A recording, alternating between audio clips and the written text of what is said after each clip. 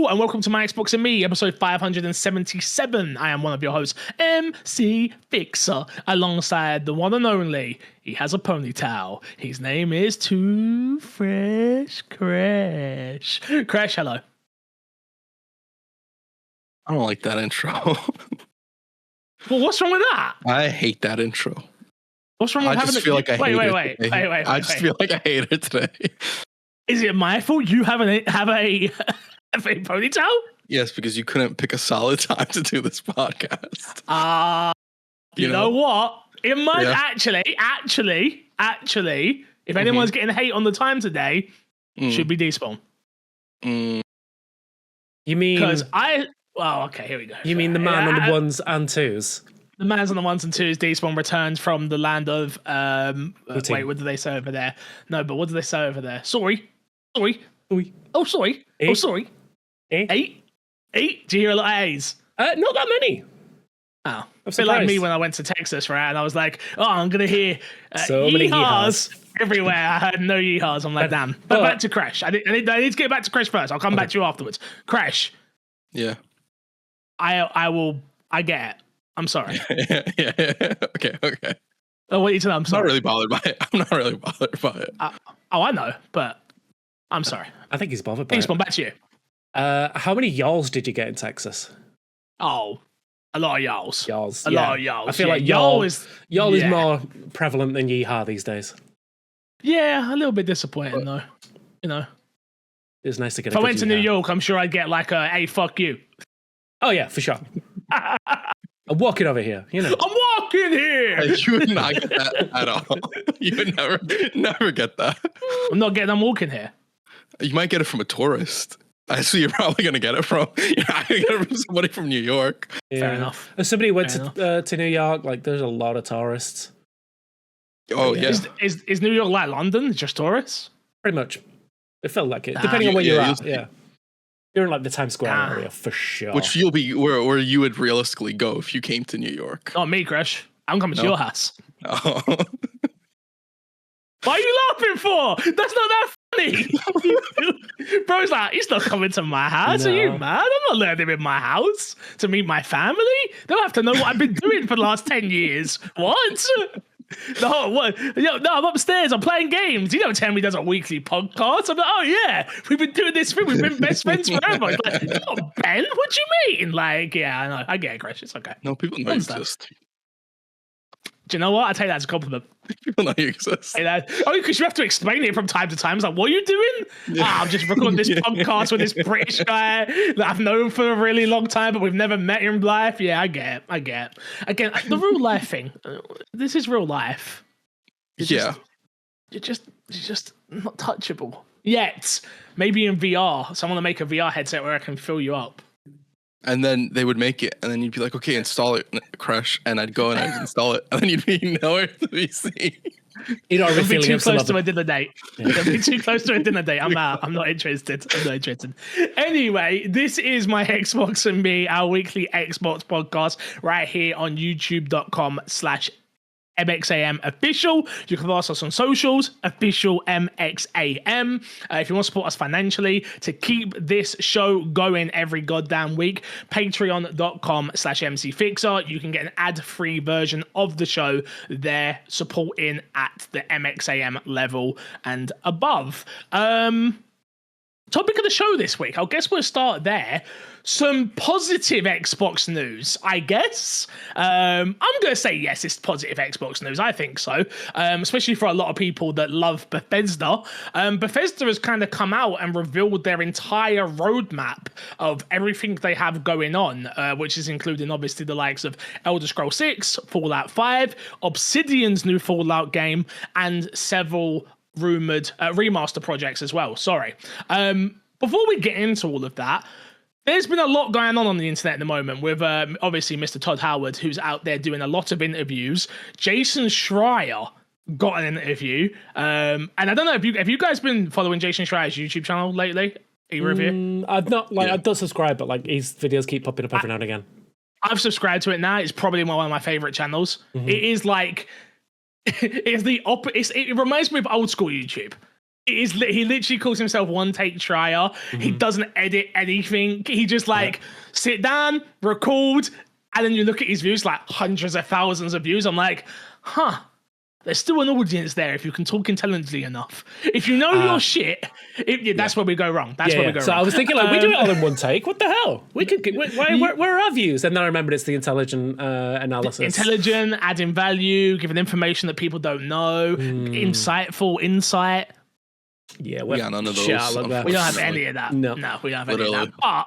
But he got an interview, so he has officially been unblacklisted under the Asher Sharma era of owning Bethesda, which is, I think, really interesting. It might seem like a small tidbit to people who are not informed, but being blacklisted by a company is obviously huge. Jason Schreier has happened to probably multiple times due to the amount of leaks that he has. Obviously, notoriously known for leaking Assassin's Creeds every single year. I remember the one time he had a leak. I can't remember the game now. I think it was Assassin's Creed when he got the picture on the train with someone sat with their laptop open and someone next to him took a photo and then sent it to Jason Schreier being like, oh, look, there's a new Assassin's Creed game, by the way. Like, crazy. Like, stuff like that's nuts. But lots and lots of Bethesda news to go through here. Deesman, you've already read this. Do we need to read the whole thing, or do you want to give me the Cliff Notes version? I mean, we can run through it quickly. So the first thing, big news, Starfield is continuing. And Starfield's got some huge numbers as well. I know you don't care. Great. Yeah, no, but I mean, just to quickly go over it, like 17 million players is pretty big. Pretty big numbers. 1 billion hours in game. Oh, let him finish. Let him finish. Go on, Deesman. I'm sorry for him. 40% of players are using the customizer, like the custom engine tools in there. The big thing they've said is that they're going to have a big focus on the creation side of it. So this is the thing that they monetize, mods and things like that. So there's a big push on that. Year 3 is going to come with more DLC. So we're getting new DLC for the game, where they're going to expand on the kind of like the end game story from what they've been teasing. So you know, they're still working on it. It's still a tentpole focus for them. There was a big worry, obviously, when it didn't hit like the commercial and critical success that they wanted initially. That a lot of people who did like the game were worried that they'd just like put it on the back burner and forget about it. Be like, oh yeah, we made that game too. Yeah, cool. Fallout, look, Fallout exists. Skyrim, woo! But no, it looks like they are still going to focus on it, which is good for those that like it and enjoy it. And hopefully it can get that, you know, that year 3 turnaround. Maybe they'll do a Cyberpunk, who knows? Cyberpunk went 3 years though, right? No, it was more of a 2-year thing, if that. Yeah. But still. It was like a year and a half, wasn't it? If I'm not mistaken, could be wrong. Definitely could be wrong. Go on, Crash. Now you can have your say. So 17 players, I think. 17 million. Players. You cut out there. Million. 17 players, yeah. It's a lot of players. It sounded like it just said 17 players. I was like, what the hell? This game had over 17 players. That's a lot. I'm not going to say that that's not a lot, right? Because that is obviously a ridiculous amount of players to play a game. Sure. I think one thing to be aware of when a lot of people say numbers is the players bit. It doesn't mean sales, especially with the game being on Game Pass. That's still, I think, a pretty good attach rate for Game Pass. If you would say that even 10 million of those are on Game Pass, that's like a third of the Game Pass user base. That's pretty good. I don't know the metric for Game Pass and what Xbox considers as good, to be honest there. So even that, we don't really know. But from my perspective, I would assume that would be good. So it's not bad.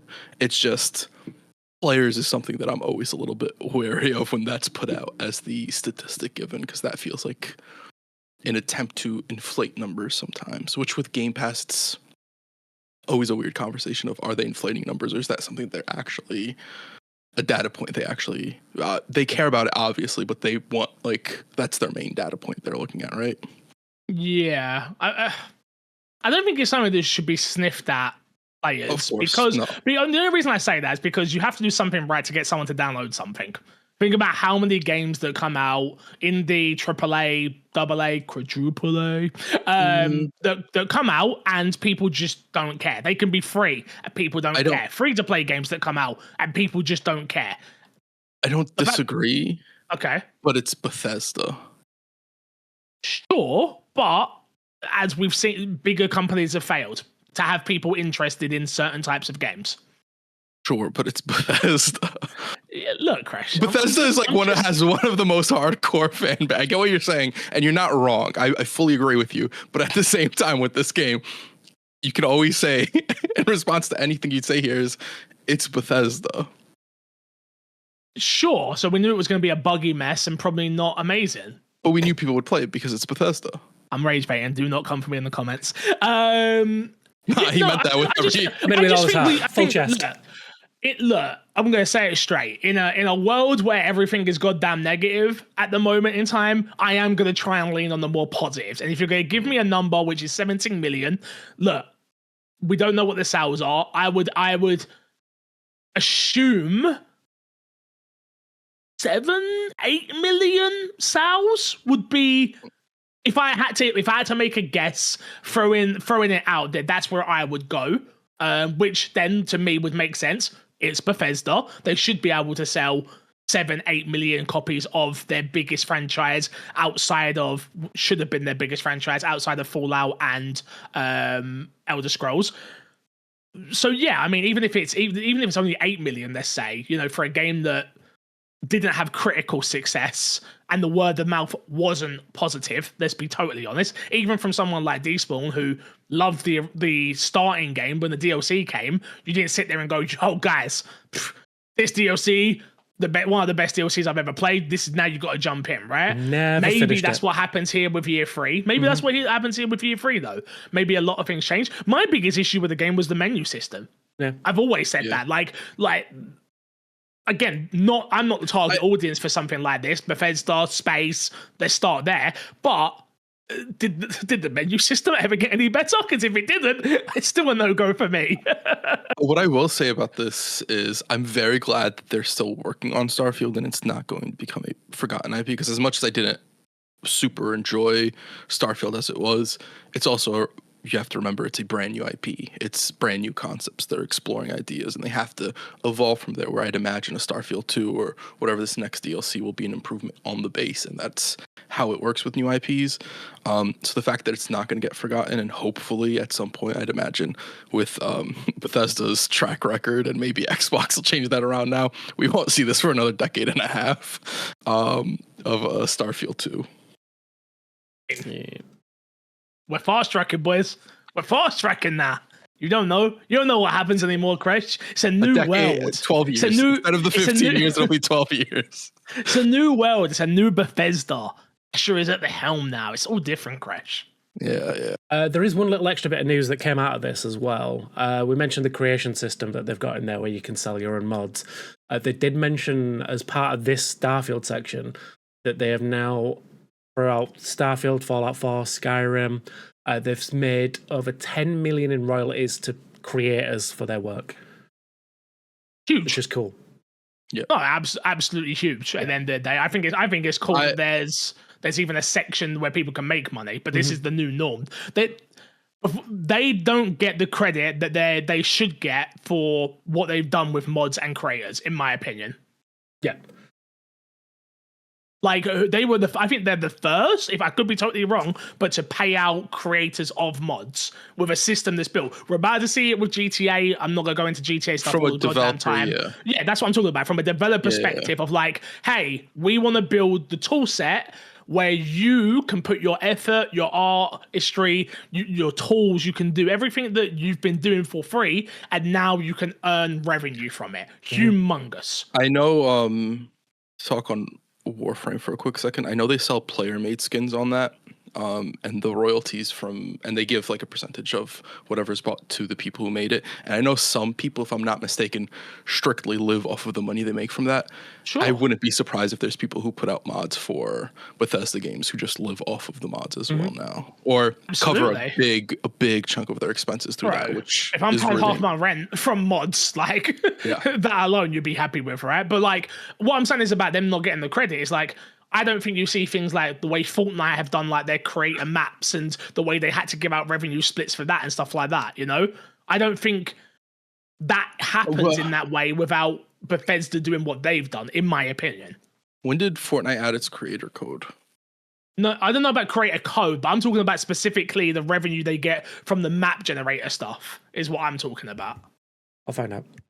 We've seen creator codes before, so that's not. I don't think that's the most craziest thing on earth. Yeah, but I think Fortnite, like the thing for Fortnite for me, just falls more into the creator code than anything else aspect. A form of modding, though, right? Like creation tools. It kind of comes under the same thing to me, roughly. Maybe I'm wrong. I guess. For Epic Games, officially started paying map creators in March 2023 with the launch of Creator Economy 2.0 and the Unreal Editor. Fortnite. Yeah, and this was well before that. Oh, for sure. Yeah, well, like I said, this went back to prior to Skyrim and Fallout. I think you can make money from Roblox, right? Yeah. You can make money from Roblox? Yeah. Oh, I'm quitting this podcast then. See you guys later. We're gonna start running the podcast through Roblox. It's fine. We should literally pay to be a viewer of the podcast live on Roblox. Mm-hmm. We'll do all our podcasts live on Roblox and after effect on YouTube. I think Roblox exclusive. I think Bethesda just kind of messed up the launch. It was a very, very messy launch for it. Starfield? No, for their mod program where people buy mods. Yes, I do remember there being issues. The laser gun noises or whatever it was, they sold for like an absorbent amount. Yeah, I think with Starfield specifically, I think like there were like pricing issues in how much they were trying to charge for things.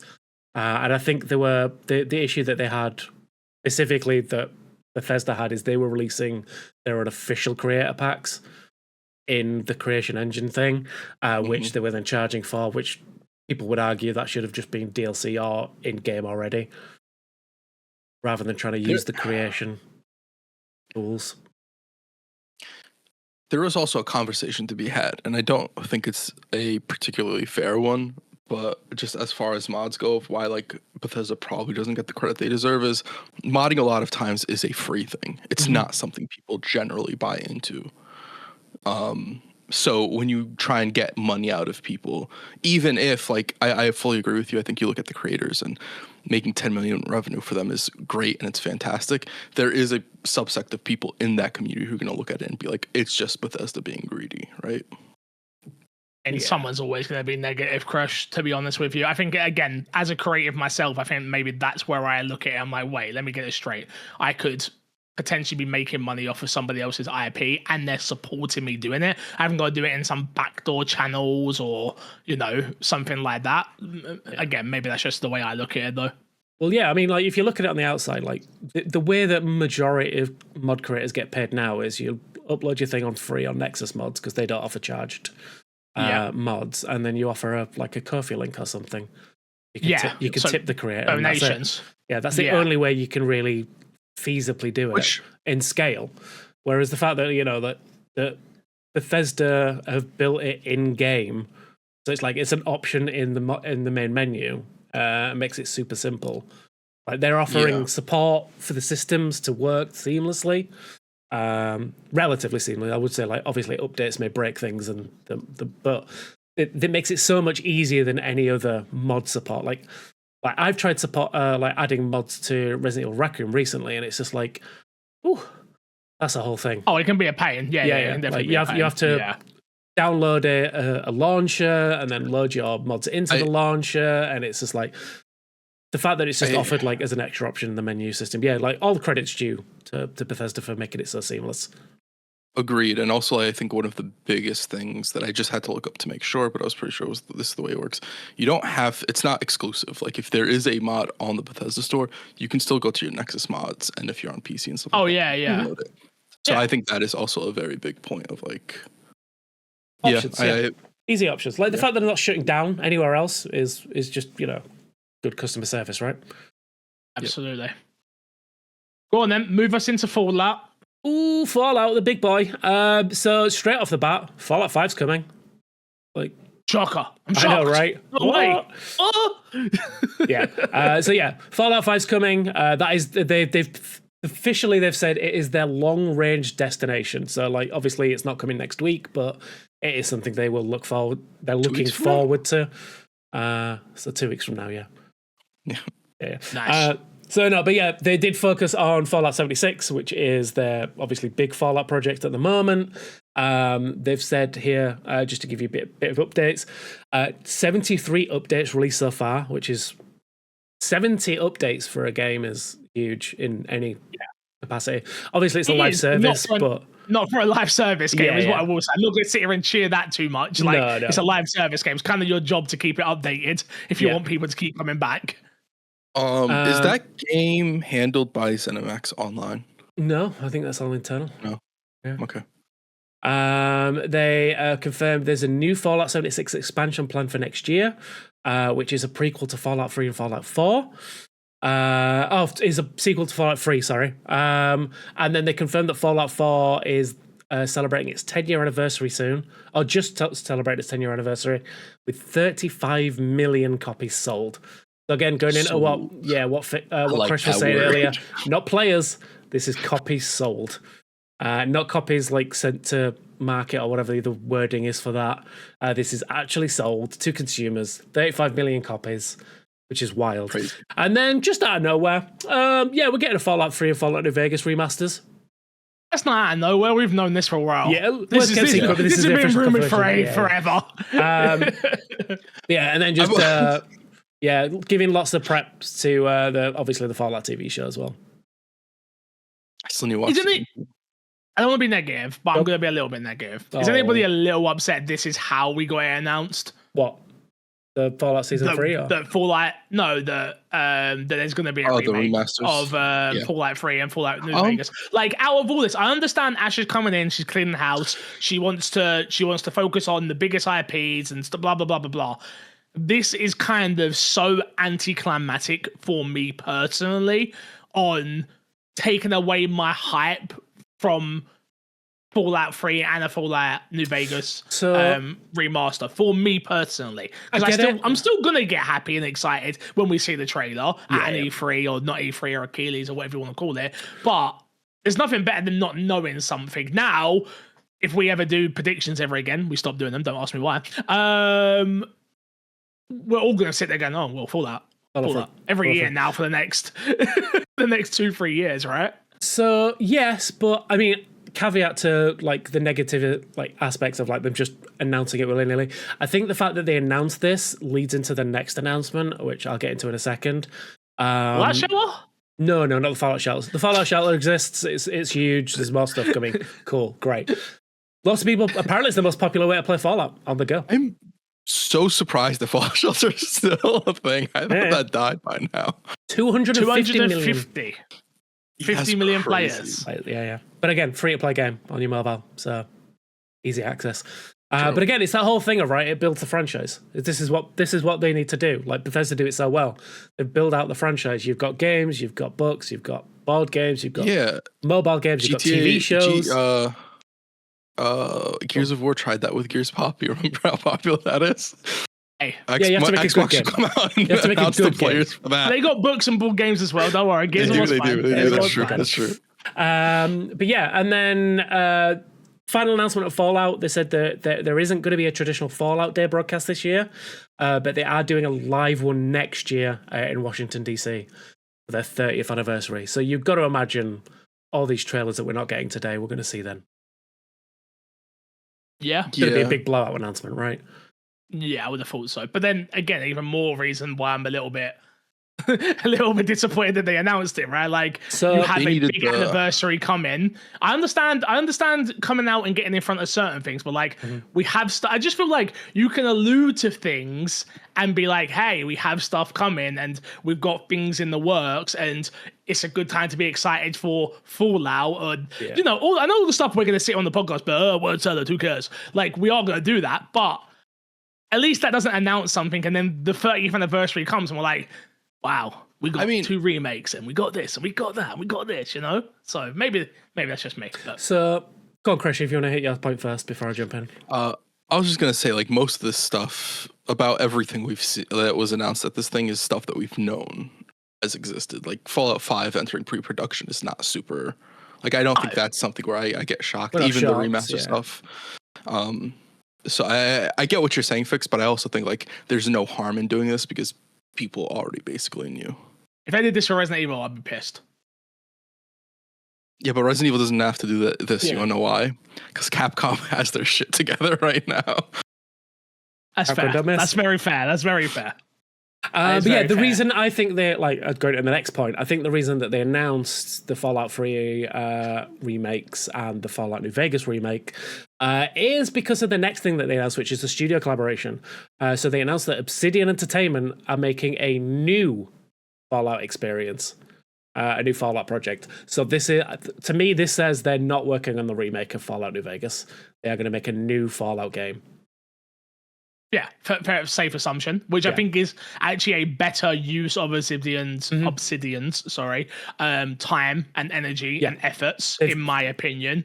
They've got a studio. I can't remember the name of the studio that made the Oblivion remaster. You'll have to forgive me, but there is a studio out there for them now who made that. Did a great job of it as well. It was co-developed by Virtuous Paris Studio. That's the one. Virtuous's Paris Studio. Yeah, there you go. So they've got studios that can make it, the remakes, remasters. They've got track record that can do it. Let a team like Obsidian, who can make a great RPG, and they've proven it time and time again, let them do something new in the Fallout universe. This goes into obviously the rumors and the talk around how Xbox are going to be focusing on the big franchises now, and I think this is a good way to do that. For me, give Obsidian, who have made, to a lot of people, arguably the best Fallout game ever in Fallout New Vegas, let them do it again. I know what Chris is going to say. Clean up every relationship possible. Yeah, but I know what Crash might say, Liz, because I know he's the realist in the room. But he'd be like, well, maybe it's not the same Obsidian, but yeah, true. But some of that legacy is still there. I don't think all of them got fired. Look, even if that's not the case, you can't sit there and play the Outer Worlds 1 or 2 and be like, oh, these are terrible RPGs, because they're not. You have to play Outer Worlds 1 or 2. They're not. They're not terrible games. They didn't catch the audience the way I'm sure they were hoping it would. Where Fallout, we know whatever new Fallout game comes out, we're all playing it. We all want to see what it is. We all like the IP. Whether or not you're a new person who's coming into that IP from the TV shows as well, being like, wait, this is a game? And you get plenty of those, trust me. That happens a lot. Last of Us has been the number one thing that Haley come home from work one day being like, bro, the people in the staff room didn't know that Last of Us was a game. They thought it was a TV show. It's like, I know. You also have the, I lost my point. Here's what no, I lost. Well, wait. We're vibing. It's fine. It's not that we have to talk during this podcast. We'll just wait for you. You got it. Yeah. What else have we got? What else are we doing? What else? What's for lunch? Who are we talking about? What are you having for lunch? What are you thinking, Craig? Anything? I hate you both so much. The more you guys talk, the more the point just fucking leaves me. Okay. We'll be quiet then. No, don't be quiet. Just move on. Okay, moving on. I had nothing to say. I don't have anything to say for the rest of this podcast. You guys have officially gotten me to shut up. We did it. It only took 577 episodes. Let's go. So moving on. Again, we talked about obviously the restructuring that's happening across Xbox Studios. I don't think we talked about it in full yet, but we will. No. But one of the things of that is they're going to be getting their studios to work a lot. Excuse me. He's dying! No! Despawn, don't die! I'm don't fine. do it! It was just a man and niggle. Wait, Despawn, one sec. Crash, you got that point yet? No point yet? Okay, cool. Back to you, Despawn. So studios are going to be working more closely together. In this instance, with Bethesda, ZeniMax Online Studios, obviously this team behind Elder Scrolls Online, will be working more closely with Bethesda Game Studios. And they will be working more going forwards. Obviously, recently, just before everything went off, they moved to a new seasons approach to Elder Scrolls Online. That's going to be continuing. A lot of people were worried that wasn't going to be the case. And it, they kind of sunset the game after so long. But nope, looks like that's still going to go along. And they're all going to be working a bit more closer together to help that, keep going, which is good. So, yeah. Can I interject there real quick? This is just the fact that this wasn't a thing beforehand is the dumbest thing on earth. Yeah, it seems weird, right? It seems like maybe they were just... At least from my perspective, I've now being in this industry as long as I have, the way some companies operate and how divided they are and not talking to one another and things like that, the dumbest thing ever in games. The dumbest. And we'll get into Xbox a little bit later in this whole 14 layers of management, absolute nonsense. Yeah. But like the fact that this wasn't a thing and somebody high enough didn't go, maybe we should work a little bit closer, yeah, stupid. Absolutely stupid. Yeah, so I agree and disagree with you. Like, it makes sense on paper, but then again, as we just mentioned recently, or briefly, Fallout New Vegas happened with minimal input from Bethesda. And Sure. Elder Scrolls Online has been, plodding away nicely for 10 plus years without this input. But do you not think it could be better? I mean, time will tell. We'll find out. Better is subjective. Yeah, that's the thing. Because you say better, but the question is, would it exist if it was tied closer? Yeah. All I'm saying is, bro, I tried to play this game and couldn't even log in and make an account. So skill issue. But yeah, I'm with Crash. Like, if Bethesda Game Studios had to focus on every one of these games, how many of these? Like, look how long it's taken to get Elder Scrolls 6 from Bethesda Game Studios. Like, not with Asher at the helm, mate. Not with Asher. She's gonna get it out in next week. Yeah, it's out next week. But yeah, they did talk about it. Elder Scrolls 6 specifically. So obviously they are working towards that, and Fallout 5 on the Creation Engine 3. So this is the engine that they introduced with Starfield. So yeah, take from that what you will. Oh god. Oh god. Yeah, and just to give you final updates on the games that are coming, Fallout 5 is currently in pre-production. Elder Scrolls 6 is currently in development. They announced that Skyrim has sold 65 million copies. While, I mean, to be fair, it's on everything. I think like 15 years old, on everything. Mm-hmm. But Seems still, kind of low. It's a little low. Yeah, do better. I mean, you think I'm joking? I'm being deadly serious. Like, what's Cyberpunk on? Ain't that on like 65 million copies? I'll have to check on that one. And that's not on everything either. It's only on like 4 consoles, right? You guys look I'm interested. I am. I'm looking it up now. Yeah. But I'll just read the last for note. 40 million copies. There you go. 40, there you go. Yeah. And that's come out in 2026. No. So, no, sorry. The numbers were reported in 2026. Apologies. Okay. Yeah, like, seemed a little low. You want to know what? Cyberpunk had, which I guess Fallout, well, no, Skyrim doesn't have it. Cyberpunk had the anime. I think the anime did so much to bump up numbers for that, especially like overseas and non-Western markets. Yeah, it was well reported that the numbers jumped from that. Yeah. But again, even more so of a reason why we're seeing Asher want to focus on these IPs, these big IPs, right? And now build out the fact we haven't had I know we keep bringing it back to Gears of War, but it's because that's mine and Crash's favorite Xbox game. It's not is that your favorite? Yeah, shut up, Despawn. Shut up, Despawn, idiot. There's an argument for it. I don't want no arguments. There's no argument. There's a conversation. Idiot. Anyway, like, the fact we haven't had a Gears of War TV show or film is stupid. Yeah. I know it's happening at some point. We've been working on one for a while. It's a whole different conversation. I know, but like, when you had a A-list actor attached to it who wanted to play a character, and you didn't capitalize on that. What do you mean? They got him into DLC. Put a skin pack in there and everything. It was great. Yeah. Despawn, take back the shut up, carry on talking, and get us out of here. The final note, I just want to read in verbatim. This is the road ahead, they said. Across Bethesda Game Studios, we're building for the future of Fallout, The Elder Scrolls, and Starfield. We're investing in our technology, bringing teams closer together, supporting our live games, expanding into new forms of entertainment, and developing the next generation of Bethesda RPGs. We couldn't be more excited for what's ahead and wanted to share as much as we could today. We can't thank you enough for all you've given to us in these worlds, and we can't wait to continue them together. Bethesda Game Studios. Overall, I just want to say this is a huge positive for Xbox. Like, looking at this on a Xbox level, which is, name of the podcast, this is hugely positive for them, right? Like, you've got Obsidian working on new Fallout 5, obviously announced and in pre-production.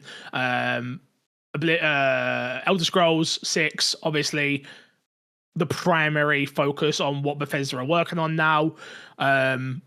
Fallout 76, you assume is going to carry on until with a small. I imagine it's going to be a much smaller team working on new content to carry that forward, along with Elder Scrolls Online as well.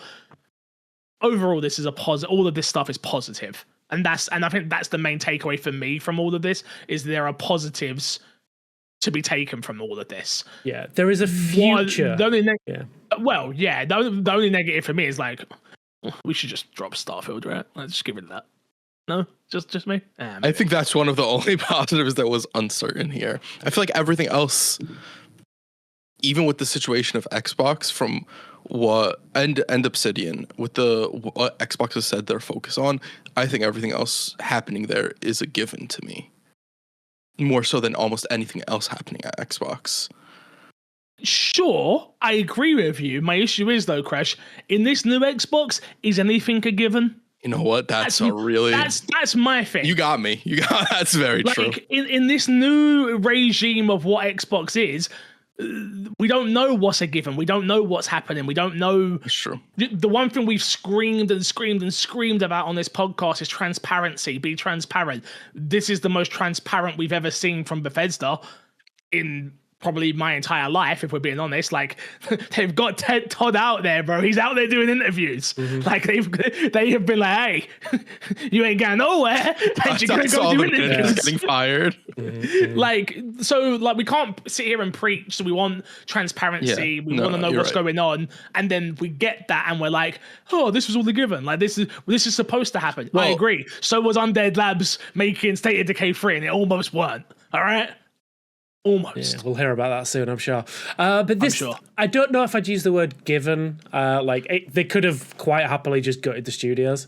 Like we've seen major studios do that in the past.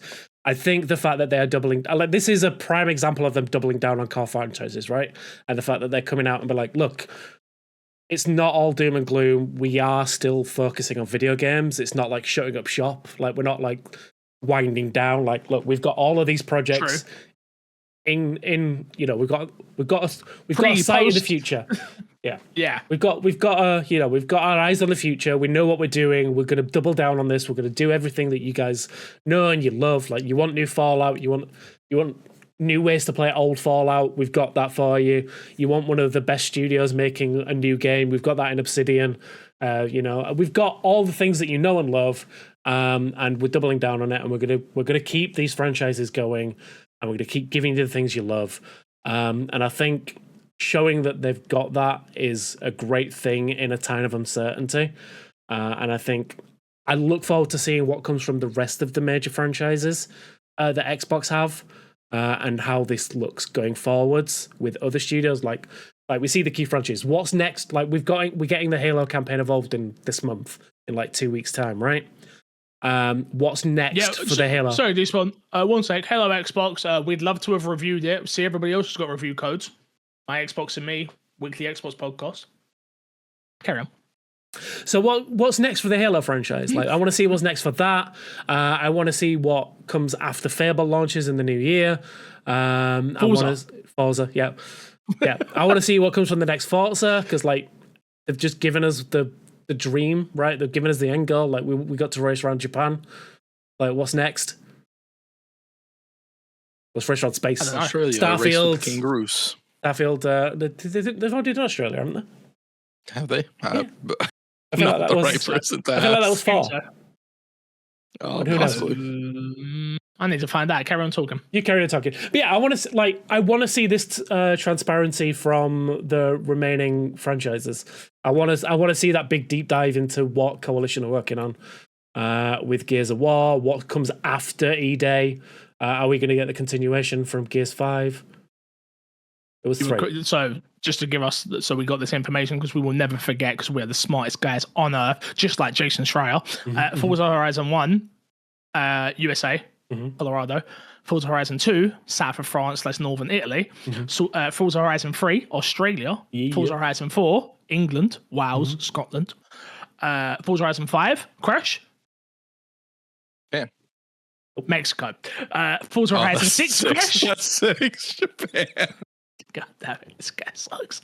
Why do we have him on the podcast? Well, I don't know. That's a horrible decision you That's made. good looks. That's what it is. Yeah. Man, I thought you... Wow. We'll go to Crash Free's point now anyway, by the way. Over to you. Oh, I have my point now. My point was Oblivion wanted to make a Fallout game, and there was whatever I don't want to say animosity, whatever stopped them from making it. It's something they wanted, and having a studio make a game they want is a good outcome at the end of the day. I think they probably have ideas that they'd like to explore in that world. Just to clarify, that was you my mean point. Obsidian, not Oblivion, right? Obsidian, not Oblivion. Cool. Yeah, Obsidian. Yeah. Obsidian is the I game. wanted to clown you for your point, but it was a good point, so we're going to keep it into the show. I won't edit it out. I'm not editing anything. You would have edited it out if it was a bad point. No. Yeah, it would have been funny for the bit. I would have asked Dixmon to do it. I wouldn't have done it. Okay, well, there you go. Let's do that. Yeah. All in all, what does everyone think about this? Like Fallout announcements, Skyrims, all this stuff. Well, I mean, positives, right? I mean, yeah, I am. I mean, I never played Fallout 3. The only Fallout game I've ever played to completion is Fallout 4. So for me to play Fallout 3 and New Vegas in the remastered versions, I'm quite happy with that. When they eventually come, again, if I can play them via Game Pass as well, which I'll probably still have at that time, another reason for me to keep subscribing. I'm always happy about that. And then, yeah, obviously, I think the biggest news coming out of this is Obsidian being able to make a Fallout game. That's the biggest surprise, shocking news, I guess, of it all. Kind of a no-brainer in terms of the way Asher wants Xbox to look, but no-brainers don't always make sense in Xbox's world, let's be totally honest. Yeah. But yeah, overall, for me, very, very positive. Again, I know a lot of people are getting quite a lot of remake and remaster fatigue. I am not, because it's finally letting me play a lot of games that I never got to experience. Dead Space was obviously a huge one for me when that got remade, and me being able to go back and play it. As long as they're good and they're games that I care about, it's a win-win for me. I think just you mentioned the remake fatigue. I think an important note about remakes in general as well is like, remakes are done a lot of times by studios as they're working on their other titles, and games take a very long way. So it's sort of like a middle ground of being able to get more money to keep the studio alive as well, which, like, as much as we clown on remakes, and I'm sure we will continue to, it is just something to keep in mind as they pop up in the future of why you see so many of them. And specifically, if you look at like Last of Us and how many times you've re-seen Last of Us, that is probably a big reason. They're a joke, though. Let's keep that one. Let's keep that one real. They're a joke, though. I'm not fully wearing the clown shoes in the studio there. I'm not arguing against that. I think I think a game being less than 10 years getting a remaster in general is a joke. But at the same time, that's generally the reason why it tends to happen. Yeah, that's more so the reason. Yeah, but I get things with like Fallout 3 and New Vegas. Like, while they play well, they don't look great. They're old. Those are old games. Old games are officially old as fuck with those ones. Yeah. So yeah, getting the new bells and whistles, spit polish on those, I'm excited for. Go ahead, Fix. Can we make that a merch t-shirt? What? Old games old. I want like a Despawn. I need like a mock-up of something. All right, here we go. Old games old in text. Yep. And then it's like, I don't know, a grave of a game getting buried or something. That's what I need. I'll give you budget for it, right? Go find me an artist to get us an old games old t-shirt. I'm on it. It has to be good though. It has to be good. Like, I don't want it to be shit. So. Well, if it's good though, I get paid for it. If you do it, no, like you're supposed to be helping us build. Like, yeah, all right, fine, we'll pay you. It's fine. There's a budget. Yeah, sure, get it done. But we all have to agree it's good. Because if we think it's not good, we're going to tell you, right, Crush? Yep. Yeah. Well, what I'll do, because, you know, the current age of gaming, it's a grave with a CD in it, because CDs are dead now. Fuck, I like that. That's like, what's the word I'm looking for? That's a double entendre, right? Mm-hmm. Is that how that works? Is that how that works? I can't remember what it's called. There's an actual word for it, though. When something has two meanings, what's that word? It's a metaphor. It's a metaphor. Symbolism. Symbolism. It's he can. It's not a double entendre. It's a double entendre. Got it. It's a double entendre. Okay, I get it. I'm looking up double entendre. Oh, Fix, are you sure you're a rapper? The double entendre is when you have one thing that means two things. Crash, am I sure I'm a rapper? No, I've got a ghostwriter, bro. I don't know. Yeah, we know. Double entendre, that's facts. Haley writes some fire bars, let me tell you. A double entendre is a figure of speech or a phrase designed with two interpretations. Is that not what I'm saying? No, because a double entendre is when you have one thing mean two things, but it has to be very literal. It's You're looking at like literally a symbolism disc or in a metaphor. grave. Yeah, but it's not a double entendre, Fix. Feels like a double entendre. Wait, the examples here are the wink and nudge. Yeah, no, these examples suck. Wait. Everyday wit. Does she or doesn't she? Oh, yeah, I don't know what they're saying here, bro. I'm back to my podcast anyway. But yeah, Despawn, work on that. On it. Make it happen. I want it done by the time I get home from holiday. How long are you away for? 10 days. I'll do my best. I'll give it 2 weeks. I mean, I'll have it done in 4 hours. What we're talking about. Nice. Anyway, I derailed us, but screw it. Kresh, how are your feelings on all this? Cool. Unfortunately, like I'm not. I can't fake it. That's how you really feel. I've never really cared about Fallout, and this is a lot of Fallout news. It's not a franchise. Like the thing I enjoy from Fallout the most is the Fallout TV show. That first season is amazing. It is my favorite piece of Fallout content that I've ever experienced. And I've tried playing 3. I've tried playing 4. I've tried playing 76. Fallout Shelter was fun for a little while. Unfortunately, of the stuff coming out, I'm excited for Obsidian doing another Fallout game. I think having newish eyes, they've already made a game, but eyes after being gone for so long on that franchise, I think will be very interesting. Also, what engine does that game get made on as well is a very interesting point too. And then also, do you know, is it Unreal? Hi, Despawn. Good talk for the podcast. Great talk. Thank you. I try my best. Sorry, I coughed and I forgot to mute. So I think the Oblivion remaster was Unreal. That was an outside studio. Interesting. Yeah. So I don't. What does it make? What's Avowed on? Is what I meant. What we need to know, right? What's Avowed on and stuff? Avowed. I think Avowed is on Unreal Engine. I don't think it's not a creation. We know that for sure. Be interesting to see them make a game on Unreal and then compare it to something not on there. Yeah. And everyone be like, hey, yo, Creation Engine sucks. I mean, we all know Creation Engine sucks, but yeah. So, Despawn, what are your final thoughts on that?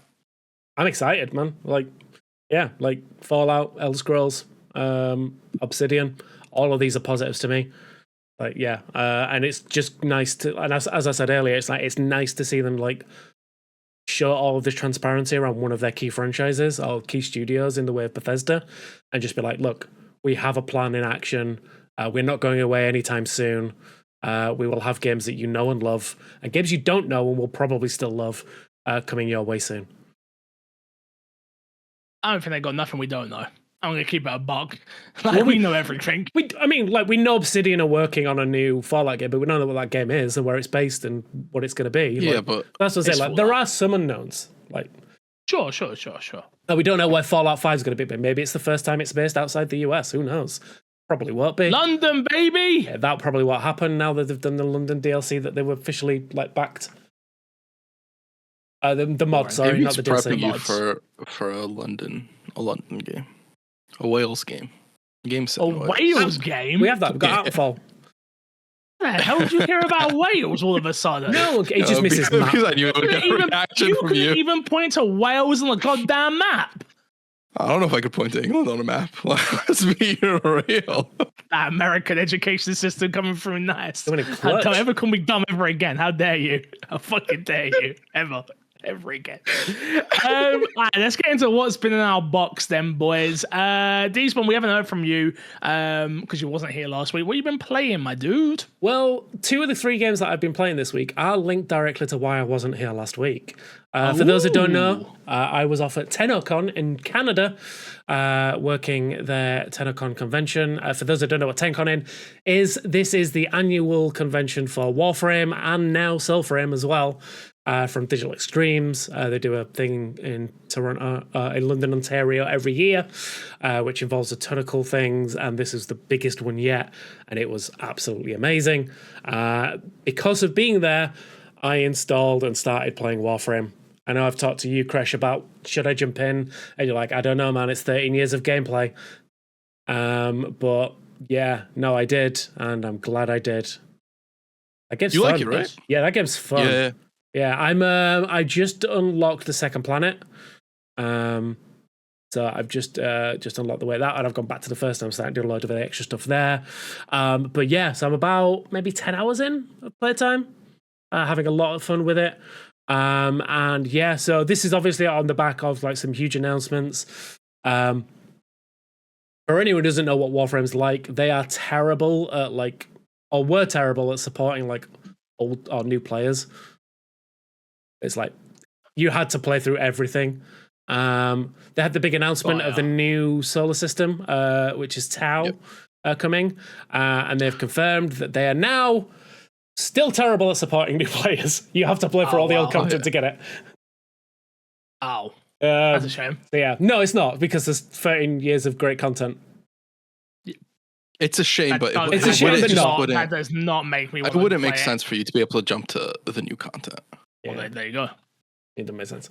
But yeah, no, I'm having a lot of fun with it at the moment. On top of that, I've also been playing Soulframe Preludes, which is the kind of alpha thing that they've got going on for that.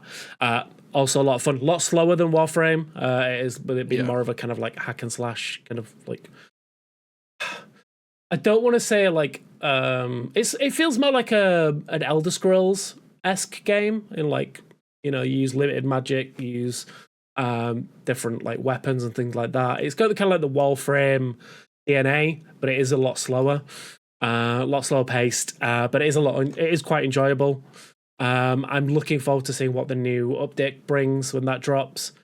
But yeah, no, I'm having a ton of fun with those. And then because which do you prefer? That's a good question. It very much depends on the mood I'm in. Warframe is good to just jump in, jump out, do a quick mission. Soulframe feels like it's built more for a longer playtime. My session needs to be at least a good 3 or 4 hours for me to get feel like I'm getting a lot out of it. Whereas with a Warframe one, I can I jump in a mission, do it, go back to the open world in 15-20 minutes, and I feel like that's a good little run, and I could do another 3 or 4 of those, and I can build up my time there. Or if I need to get off, do something with having a kid and everything, I can do. So it fits really well into my life at the moment. So yeah, I think, like I say, it depends on what kind of free time I've got on that day. What are you playing on PC? So Soulframe I'm playing on PC because I've not figured a way to get my ROG yet. But Warframe I've been playing almost completely exclusively. I say almost, yeah, completely exclusively on the ROG Ally. And runs well? Runs great. Absolutely fantastic. Interesting. What are you putting your nose up for? Gross. Play that game on a handheld? Yeah, I know. You're such an elitist, Crash. I do. Don't get me wrong. I do want to play it on the PC. Unfortunately, but when I get back, I went straight to work, and then literally the evening of that work day, I got very, very ill. I will tell you, Warframe will probably be a very, very different experience when you play it on mouse and keyboard. I'll probably stick to controller. I just a controller. Go to. I hate you so much, Despawn. You're such an elitist. I hate you so much. Stop being a hater. Stop being a hater. I hate you so much. Can't. Why? Being a hater is in my DNA. It is true. You're truly becoming an Anything else? The community got me. You're all excited. I installed and started Palworld again. Damn straight you did. 1.0, baby. Woo. Good, man. Well, for those who don't know, we have started an MXAM official server of Palworld. 32 players at this moment in time.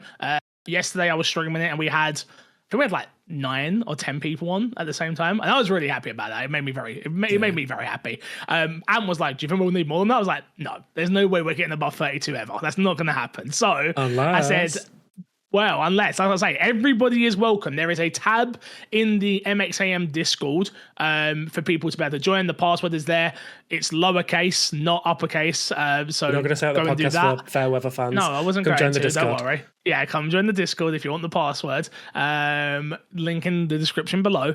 And then also there's a chat going on in my Discord as well, my MC Fixer Discord. But yeah, I had a lot of fun. I was gonna get Hayley to play it on Game Pass. She doesn't have Game Pass. Typical. So she was like, "Do you think I should? Do you think I would like it?" And I'm like, "Yes, I think you will really like it." She's like, "Oh, I don't know." I was like, "Oh, I'll just buy it for you." It's on sale right now for 30% off as well, which is such a smart decision from them. Would have been the 1.0. And we sat and played it for about 3 hours. And she's like, "Oh," even this morning when we got home from Boots, I was like, "So Power World?" I'm like, "Hayley, we got to clean the house. We're going on holiday." But she's addicted. But yeah, I had a really good time. I forgot how much fun that game is on so many levels. It itches so many scratches for me. So many.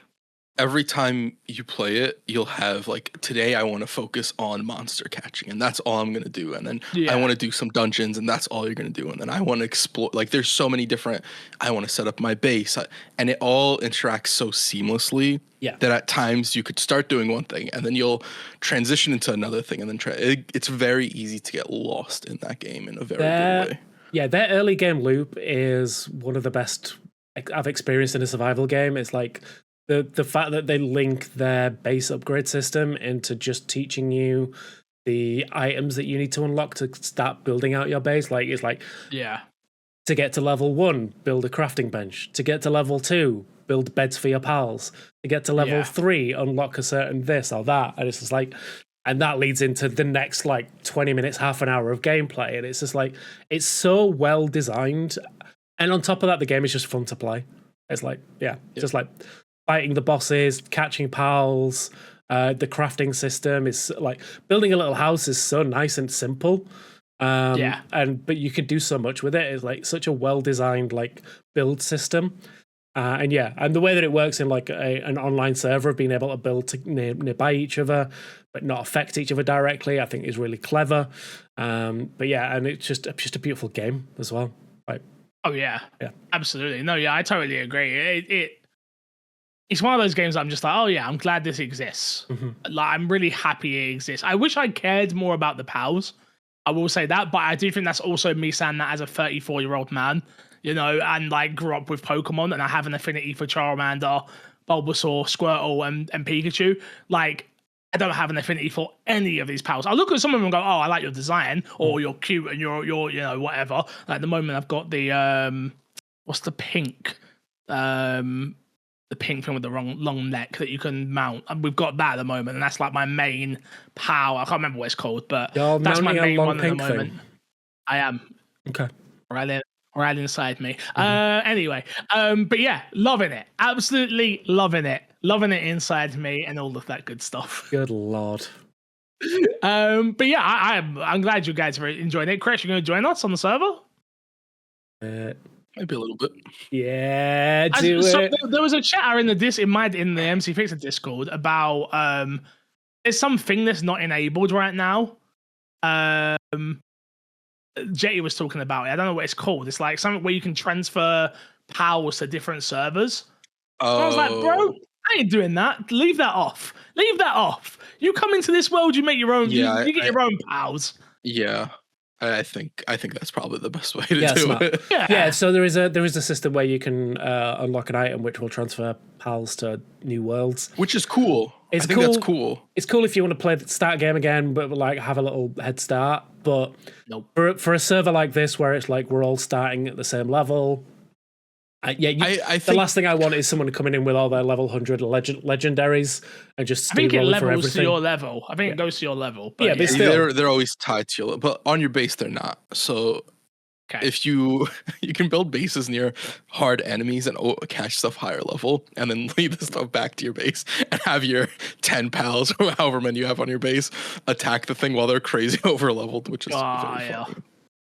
But I think it's a good feature for people starting a save on their own file, or like if I wanted to transfer over, it would be easier for me to transfer over with something like that, because I wouldn't really care about transferring over my pals, because I enjoy the experience of catching and finding and breeding them and all that stuff. This is a perfect example of like we're all playing on the server, you're not, and it's like you've played for like you're at like level 10 or something, like you're super early level. It's like, cool, I want to come and join you. Way heavier. I know. I'm just saying as an example. So much fix. Yeah, because he got it right. Can you guess the level? I'm gonna say 26. I don't know where I get 26 I'm gonna from. say 32. Interesting. I'm gonna keep my level to myself. Way higher, yeah. You're such a nerd, bro. You're such a nerd. Absolutely. I'm there taking my time, enjoying the game. I'm taking my time too. I just happen to know 120. I don't know how you're taking your time. I'm not 120. I don't even know what the max level is. It's 80. I'm like, okay, he's level 80. That means you're 65. You're higher than 65. I'm 66. There you go. Yep. Leveling is not not that difficult. It's very easy. If you go, like when I catch pals, I catch them in batches of 5, because I'm like, that's how you get the max bonus, and then I'm done catching you. And if I want a perfect one, I'll breed it or whatever. And that's just how you're talking another language, bro. I'm letting you know you're talking another language to me. I don't know nothing about catching 5. I don't know nothing about breeding. Really? I don't know none of this. None of this. I don't know what you're talking about. Yeah, if you catch 5 of the same Pokemon, you get pals, not Pokemon, pals. Nintendo, come for us. Yeah, if you catch 5 of the same pals, you get like an experience boost. Oh. You get a boost in your experience. You also get effigies, which increase your movement speed as well, which I would recommend you start catching them in pairs of 5 just for the movement speed. They've also added a lot more of the effigies, the little statues you can collect than were in the base game. There's one for increasing swimming speed, one's for increasing the XP you gain. There's one for decreasing the hunger. Like there's a lot of like weird and interesting quality of life stuff. They have potions you can get now from doing dungeons and stuff that increase your main stats that used to only increase with leveling. So you can increase your work speed, your attack, and all that stuff through doing dungeons. And there's a lot of different ways you can do things that all progress your character and your base in really interesting ways, which I feel like a lot of times in games like this, they're very sectioned off of this thing is just for that. Where I feel like when I'm playing Pal World, a lot of times the different things overlap of where I'm doing one thing, I'll get something that leads into something else. And then that sends me on a whole nother trail of things to do. I do love that, just as a side note to finish this one off, I do love that the Pals all have their like unique passives now, rather than it being like, it seemed like it was a pool before. But with the 1.0, it feels like it's a bit more like each pal has its own kind of that it can pull from. It makes it a little bit more like it makes it more worthwhile to catch specific pals rather than just trying to get like a bunch of them to one that has the passive trait that you want. I feel like they fit a bit more with the kind of like the pals like elemental leanings. Yeah, a lot of the pals also used to have passives that stacked. So there was ones that would increase your attack, and then it's like, okay, I'm gonna have 5 of those because they'll stack it. Now they don't let them stack anymore, which I think is, and you can have like really interesting builds of some pals that'll like more melee attack speed. You'll get it for having in your party, ones with more damage, and there's one where it's like you hit with 5 melee attacks and you get a shield off that. And they've done a lot of like real interesting stuff you can do as a build while you're playing with all the different pieces you have, which is really cool. Yeah, I do love that they give you a little bit of build crafting to play around with in there, which is cool. Which they didn't need to do. Like I think the thing that they had before was fine, but I think this just added like an extra added wrinkle of fun to it. Yep. All right. Okie dokie. What else have you been playing, Despawn? If anything? Nothing. Okie dokie. Crash, over to you then, my dude. I played Power World, which we talked about, and then I also played Black Flags. I've started it. Man, it's so good. I'm about to fight you, Crash. If you even try this crap again, I'm not on it. Last 2 Assassin's Creeds I think we've spoken about. You're like, eh. I like my Assassin's Creed. I was gonna say like this is like the oldest, but they've done enough to this where it does like it's obviously very much Black Flags. It's resynced, but they've modernized some of the abilities. Like I don't remember if you could crouch in the original. I don't think you could just crouch anywhere in the original. I think so. And so that the ability to like run and slide and small stuff like that just makes that game feel better. And then there's also just the formula of like I'm an overpowered assassin. That is the fantasy when I play this game, and it feels good to be able to live that fantasy. Because even when you play any of the other games, like you don't really have that fantasy unless you turn on the settings, and that's not the way. That's talking about other games. I don't want to talk about them. Black Flags is very good. Being back in this world, the way the characters are written, I forgot how good the actual characters in Black Flag are as well. The side characters, because I always really liked Edward Kenway, but like every character you interact with for the most part is really interesting. The voice acting again, absolutely phenomenal in this game. The ship battles reminds me of why they're pretty much how they were in the original, or at least how I remember them, which is probably a good sign if they're any different, of like living up to how you remember them. But it just reminds me of like I get why they made what's Ubisoft's Skull and Bones. Skull and Bones. It makes sense why they made Skull and Bones, but it wasn't quite what people wanted when after Black Flags came out, because it's missing all the pirate elements really. Sure. The actual like person, yeah. I get you. Yeah. I get. But yeah, I've been having a really good time with the game from what I've played. It's amazing. It's really good. I've been playing it. Obviously, this is my first time playing because I didn't play the original, and yeah, I played it again. #ad, #sponsored, all that crap. Played it for UB this week on Wednesday, and it was like I wasn't streaming. That's how good I feel like this game is, because I'm not thinking. Like I'm just playing the game. I'm not thinking about being entertaining. I'm not thinking about overhyping certain moments. I'm not thinking about I'm just sat down, naturally reacting to what is happening around me in the world. Like you said, it does feel good to be an assassin. An overpowered assassin, you know. I'm even stealthing and, you know, having fun with this, being the stealth king as I am. You already know. Not quite. I made a few mistakes, but we got there. We got there in the end, you know. Yeah, thank you for your help this week, by the way, because oh my god, that community wants their codes. But yeah, I agree with you, Chris. It is very. I think it's gonna, once I finish it, which won't be for a little while now, just because I'm going away. I don't want to play it on my ROG.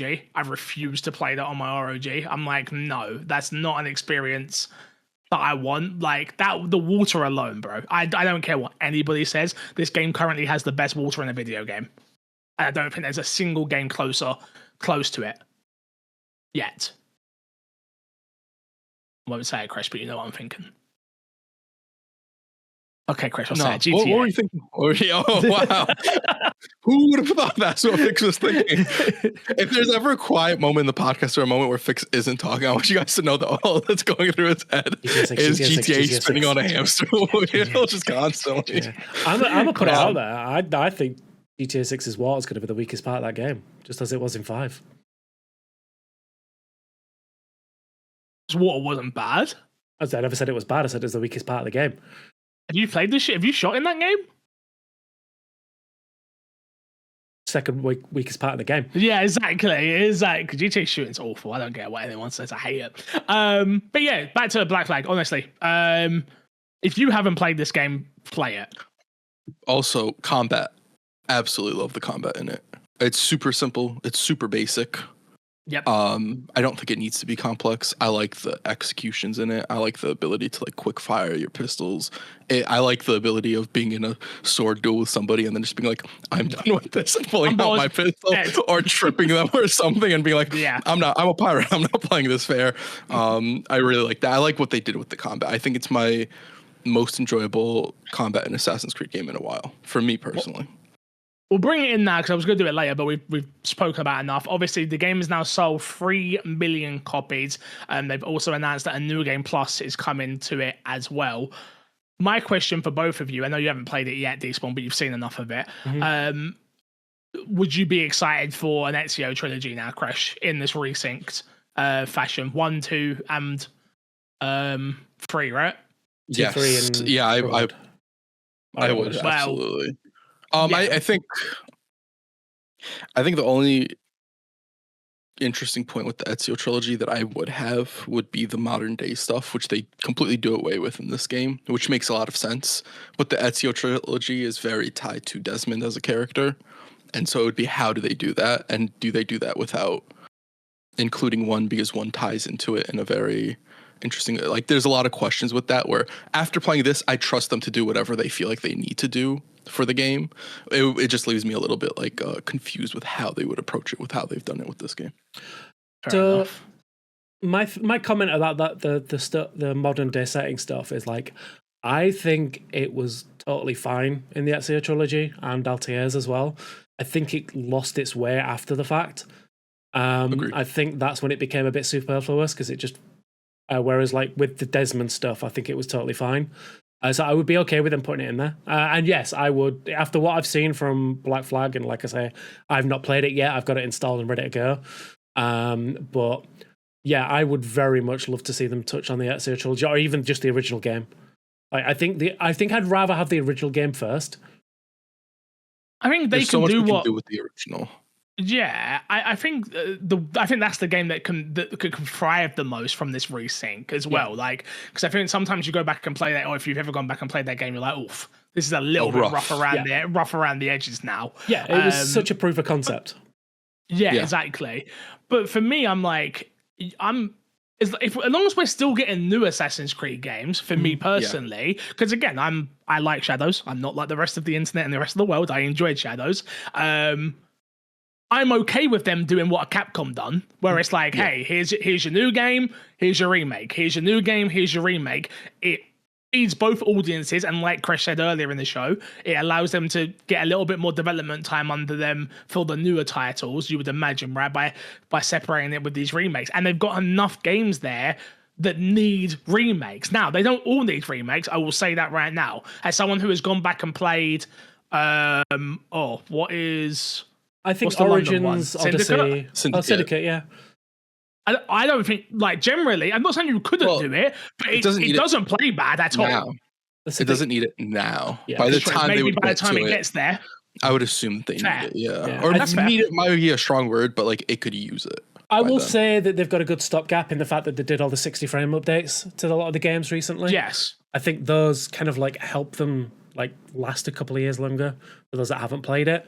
But like, I'm with you 100%. I think if they've got a nice cadence between new game and remaster or remake, I think having that balance works really well. Like, again, like, although remaster and remake is still like work, it's not as much work as starting something from scratch. And they've got and like we all know, Ubisoft have a million studios around the world that could focus on each separate thing. Like they've got the studios in place to be able to do that, and I think it makes total sense. It's that thing we were talking about with Xbox earlier, like doubling down and focusing on the franchises that work. Like Assassin's Creed works, and like this resync shows that. With Black Flag, I think if they can just nail that cadence correctly and give us the games that we want and that work, and yeah, I think they could be like, yeah, it could be a good time for Ubisoft again.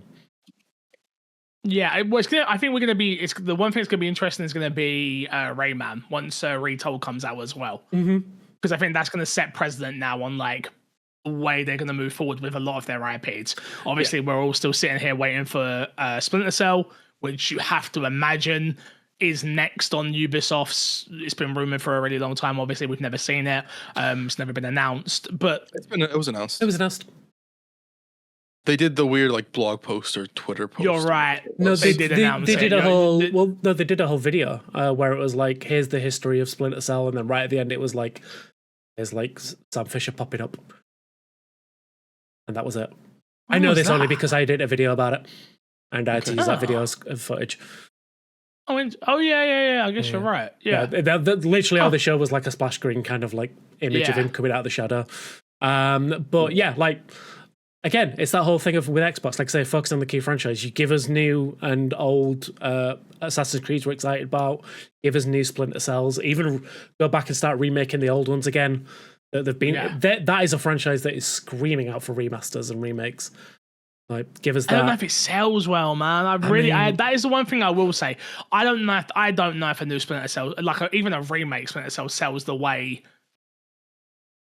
Not the same way Assassin's Creed does. I don't think it'll do the same as Assassin's Creed, but I think like you said, we'll see what Rayman does. Like, I think Rayman's really interesting. Yeah, it's really good. It's a relatively dormant franchise, right? It's been like since Legends, like no one's really seen or heard from it, apart from the animated show and Rabbids, yeah. But like, yeah, so it'd be interesting to see how that lands, and like you say, it plays really well. I will see if it hits a market for that, and I imagine it will. But yeah, I'd like to see what they do with Splinter Cell, and I want to see what they do with the next Division as well.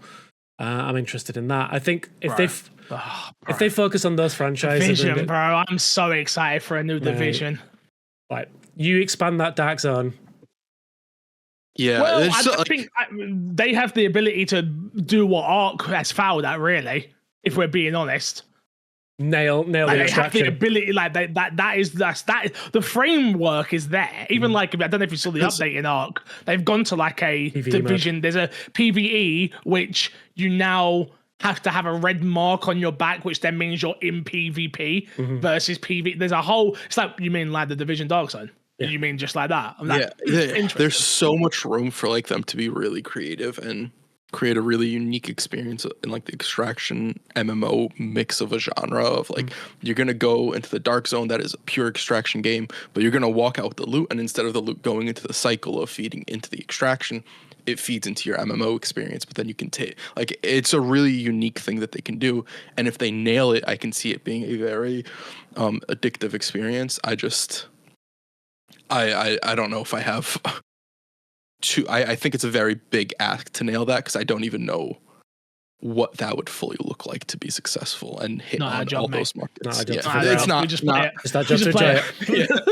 It's not our job. We buy it and play it. That's it. That's all we got to do. It's their job to make it good. It's their job to make it good. Anybody else played anything else that they want to talk about before we move on? No. Ecto. This news is extremely old by this point, but we will talk about it nonetheless, because I don't want anyone thinking that we're avoiding bad news. But in case you missed it, Xbox has announced that they are laying off 3,200 jobs across a lot of Xbox's different development teams. And again, you've probably heard about all this already on a bunch of different Xbox podcasts. I'm not going to read the entirety of the reset. Again, you may have seen me on Unlocked as well. I think we spoke about it there. Yeah. Oh, no, I didn't. I think it was the week after, actually, I spoke about it. It was before. But yeah, this has obviously become at an interesting time of when we're talking about it as well, because now we're hearing some positive stuff coming off of the back of all of this. But companies such as Ninja Theory and State of Decay's developer Undead Labs are both of them have gone indie now. They are both. I'm getting this. No. Both of them got purchased. Yeah, they're being purchased. There's not been announced who's purchased them yet, but they are being purchased. Yeah, apparently we won't find out any of that until the end of the year. Yeah, is what the Undead Labs one anyway. Yeah, Ninja Theory is supposed to be July. One of them is supposed to be summertime. Okay. Yeah. Interesting.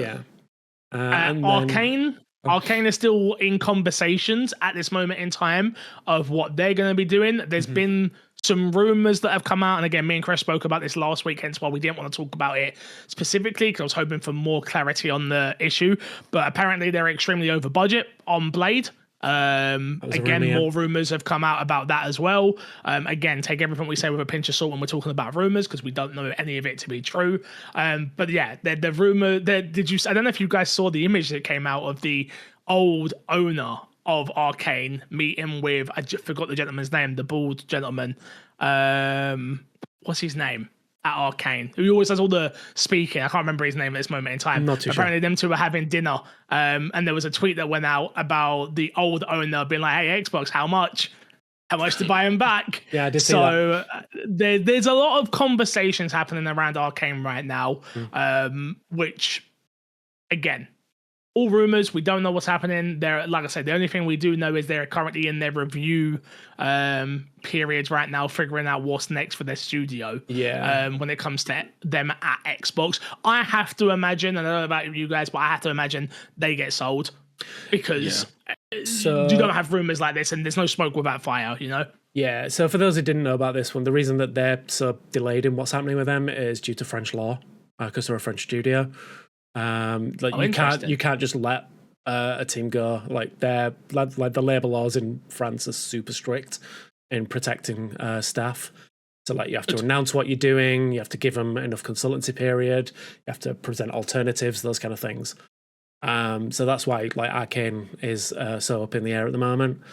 But yeah, I imagine it's going to go one of two ways. It's either the studio's going to be let go and Blade's going to be cancelled, because if they're over budget within Xbox, like you've got to imagine they will have the budget to do it themselves, or someone's going to swoop in and buy them. And again, you've got to wonder who will buy them if they're an over budget studio, if the rumor is true. I forgot who said this, but I think an important to know is most games that come out nowadays end up in over budget, and that's why they take so long to come out. Is because games get pushed back and they cost a lot. So the over budget thing is one of those things that I want to look at. I want to just point out and say like that seems like a little bit of shuffling of information to create a bit of smoke. You know, that's all I want to say. There is like that is just really interesting timing for that information to come out. Fair enough. Again, all rumors. Yeah, we don't know. So that's again, until we get the documentary or the Jason Schreier or the no clip or whoever wants to get these news out there, we don't know what's true and what's not. Look, I keep getting told by Jez on Twitter there ain't going to be a disk drive in the Xbox. Until I hear it from Xbox, I don't believe it. Now, is he probably right? Yeah. Probably. But do I care? No. And will I go back on holiday? Will I be on holiday from tomorrow? Yes. Will I start at day 10 and ask him to actually Sharma back again about the disc tray? Yes, I will, because I'll have free time and I will do it. All right? So make sure you like, share, and comment. The other two studios, because there was 4 big studios that were affected by this. The other two studios is Compulsion Games and Double Fine Productions. Compulsion Games and Double Fine have both gone and transitioned back into being independent studios. The big important information, obviously, of all this is they get to keep all of their IPs, which is something we have never seen in video game history. I don't believe. I could be wrong. Maybe it has happened before, not by a traditional big, what we would consider the big 5 at least. You don't buy a company. I want to say Tango. I want to say it has happened. I can't remember the studio. With Tango Gameworks, they got Hi-Fi Rush. Yeah.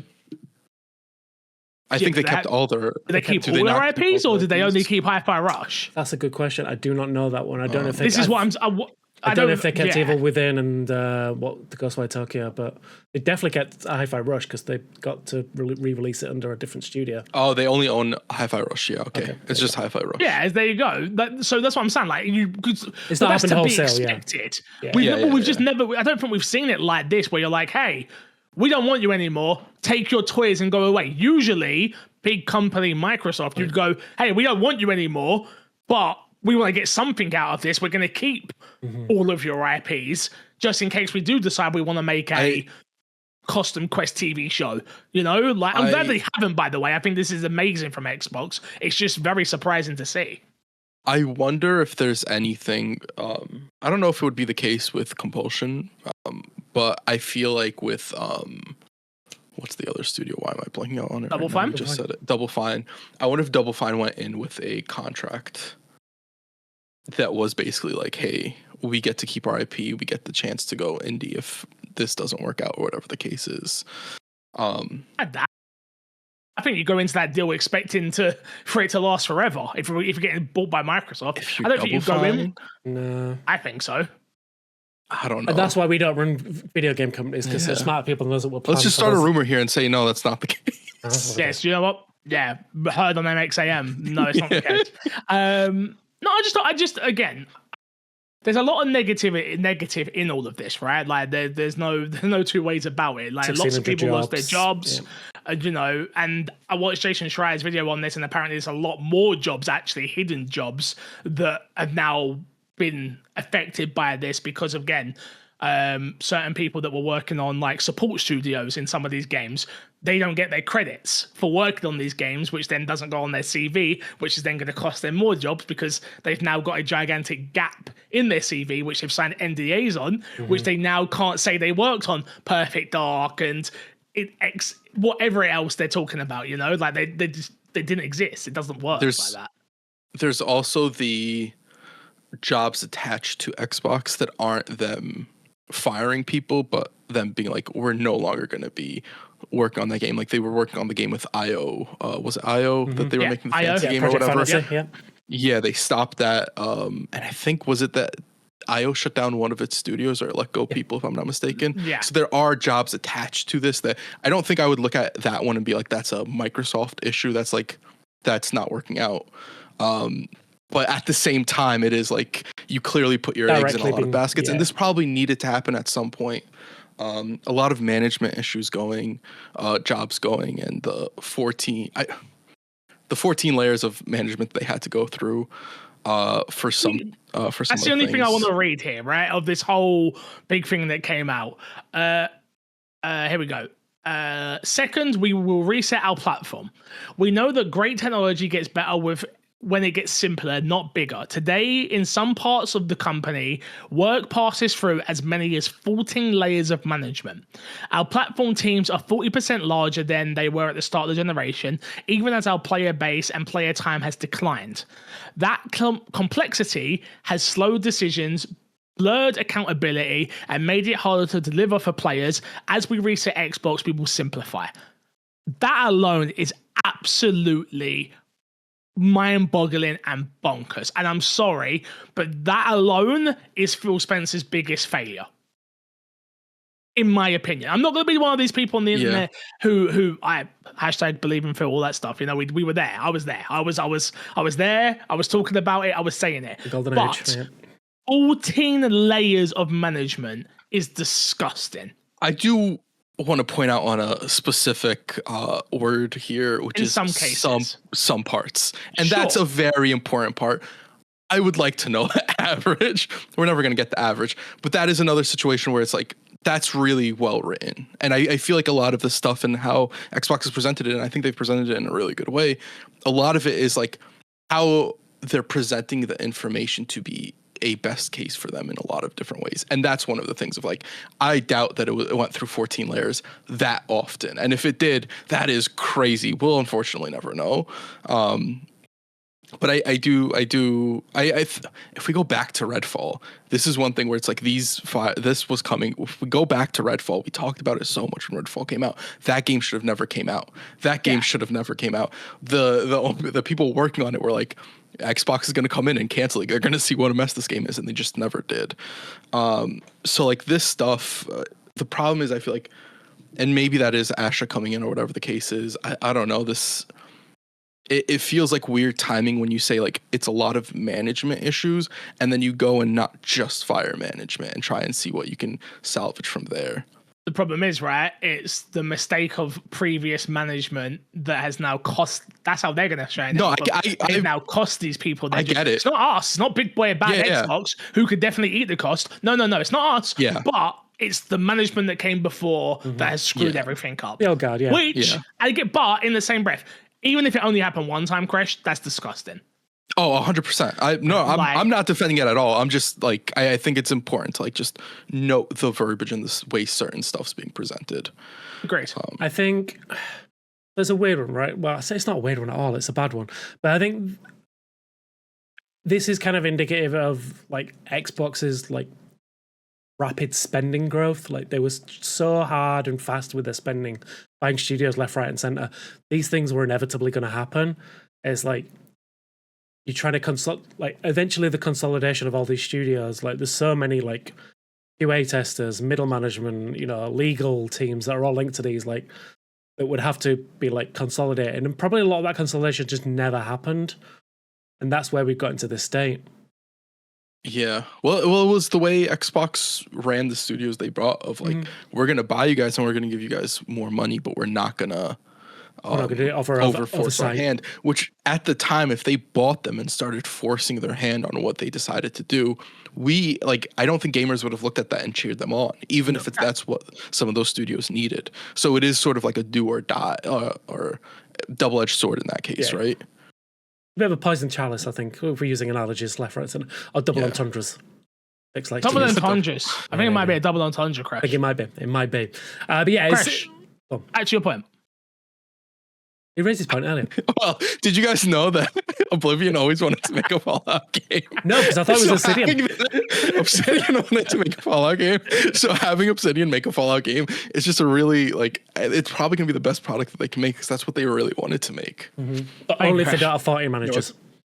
Only if they don't have 40 managers. Yeah, 40 management is absolutely nuts. But I mean, like for all the negatives of this, we don't want to dwell on it too much because it's old news, but 3,200 jobs in total by the end of next fiscal year is a lot of jobs to lose in the industry that we'll just probably lose completely from the industry. Like a lot of people just won't come back to it.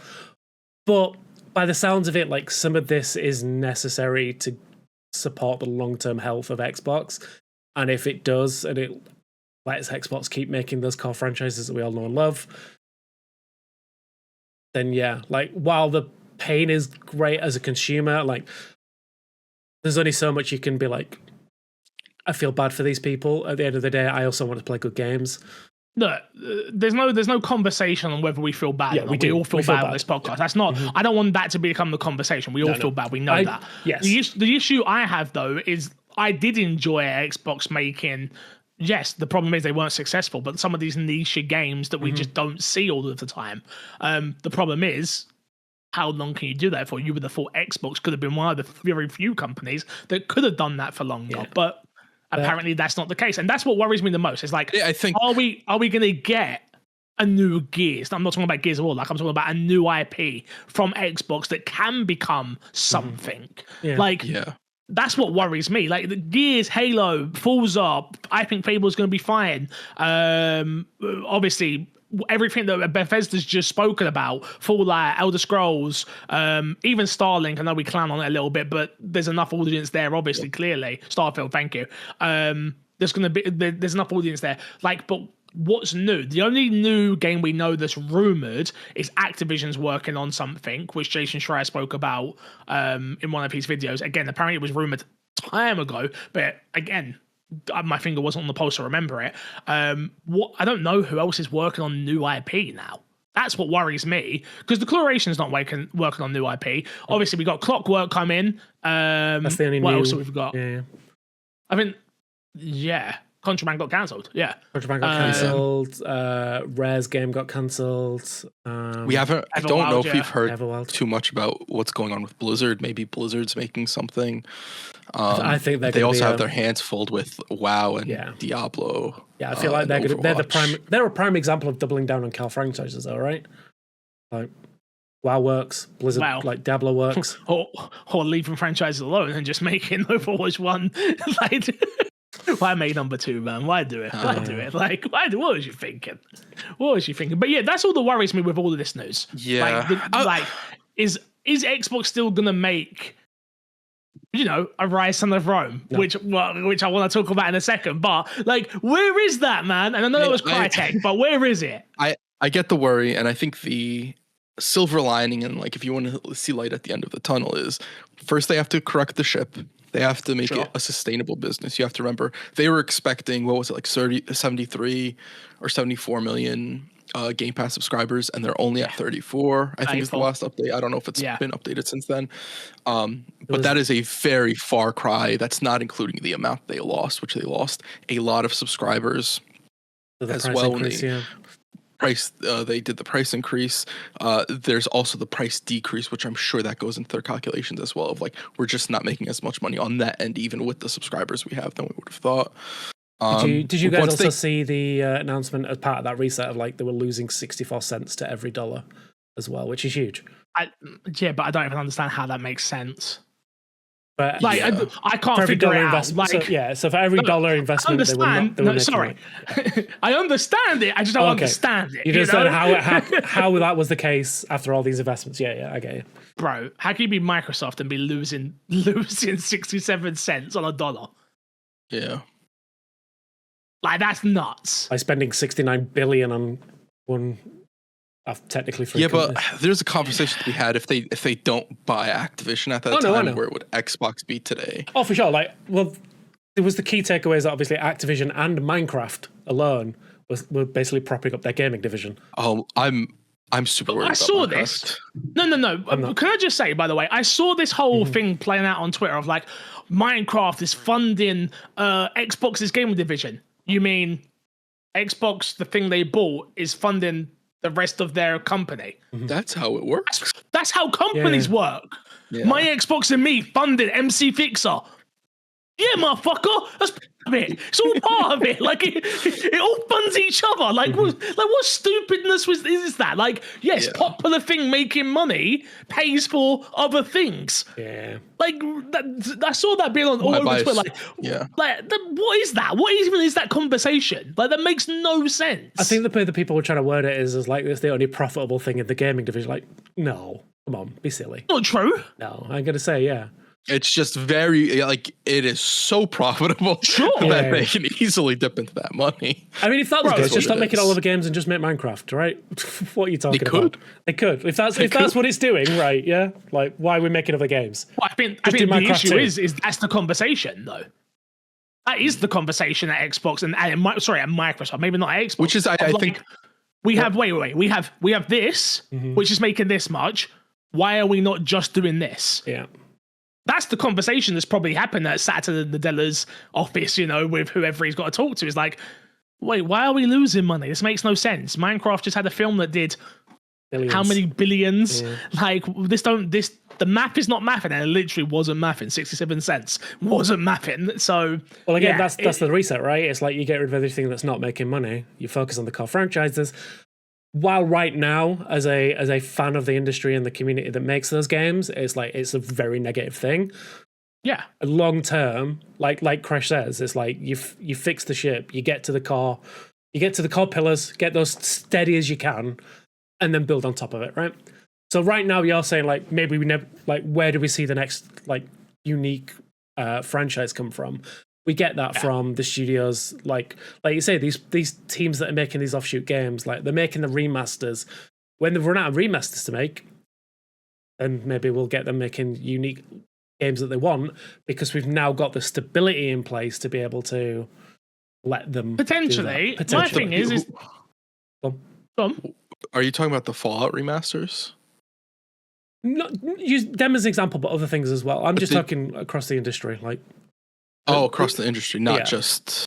But like, looking at Xbox, like we use the Fallout and like Bethesda, like we get studios like Obsidian focusing on Fallout again, and then when we're in a more stable position, maybe they can make an Avowed 2, and maybe we can make a Pillars of Eternity 3. I don't think Avowed 2.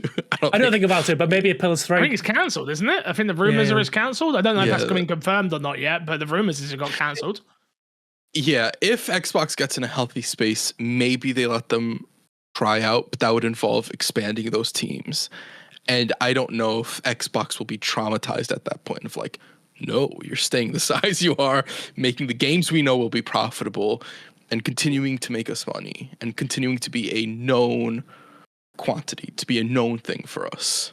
I agree, but with that assumption, we assume that Satya Nadella is still the CEO of Microsoft.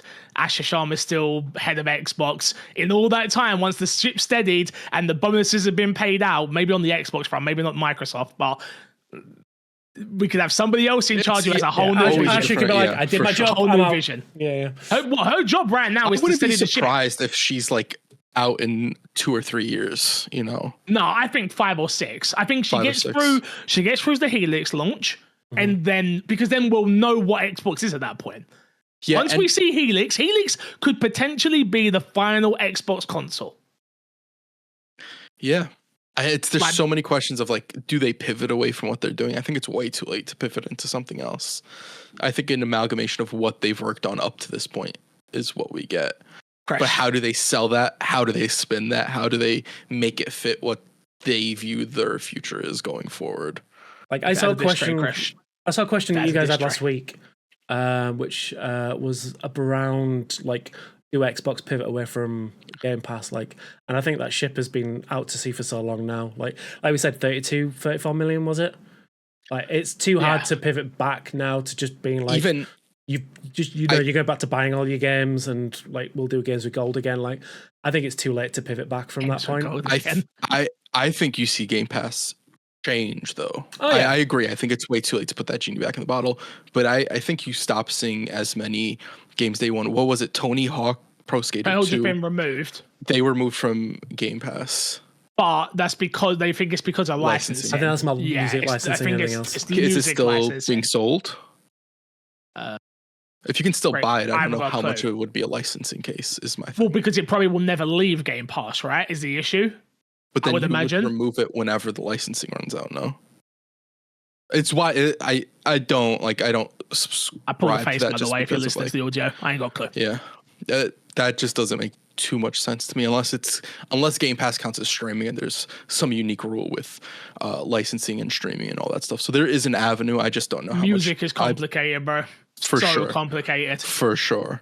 But yeah, I think we see Game Pass change. I think not as many things will be available day one in the future. I think they'll move a lot of more stuff into being 3 months, a month, a year, whatever the case is down the line, being added to Game Pass unless you subscribe to an even bigger tier. No more bigger tiers. No more tiers. I think you're going to go into. I think it's going to get messier as far as Game Pass is concerned. No more tiers. It's already messy.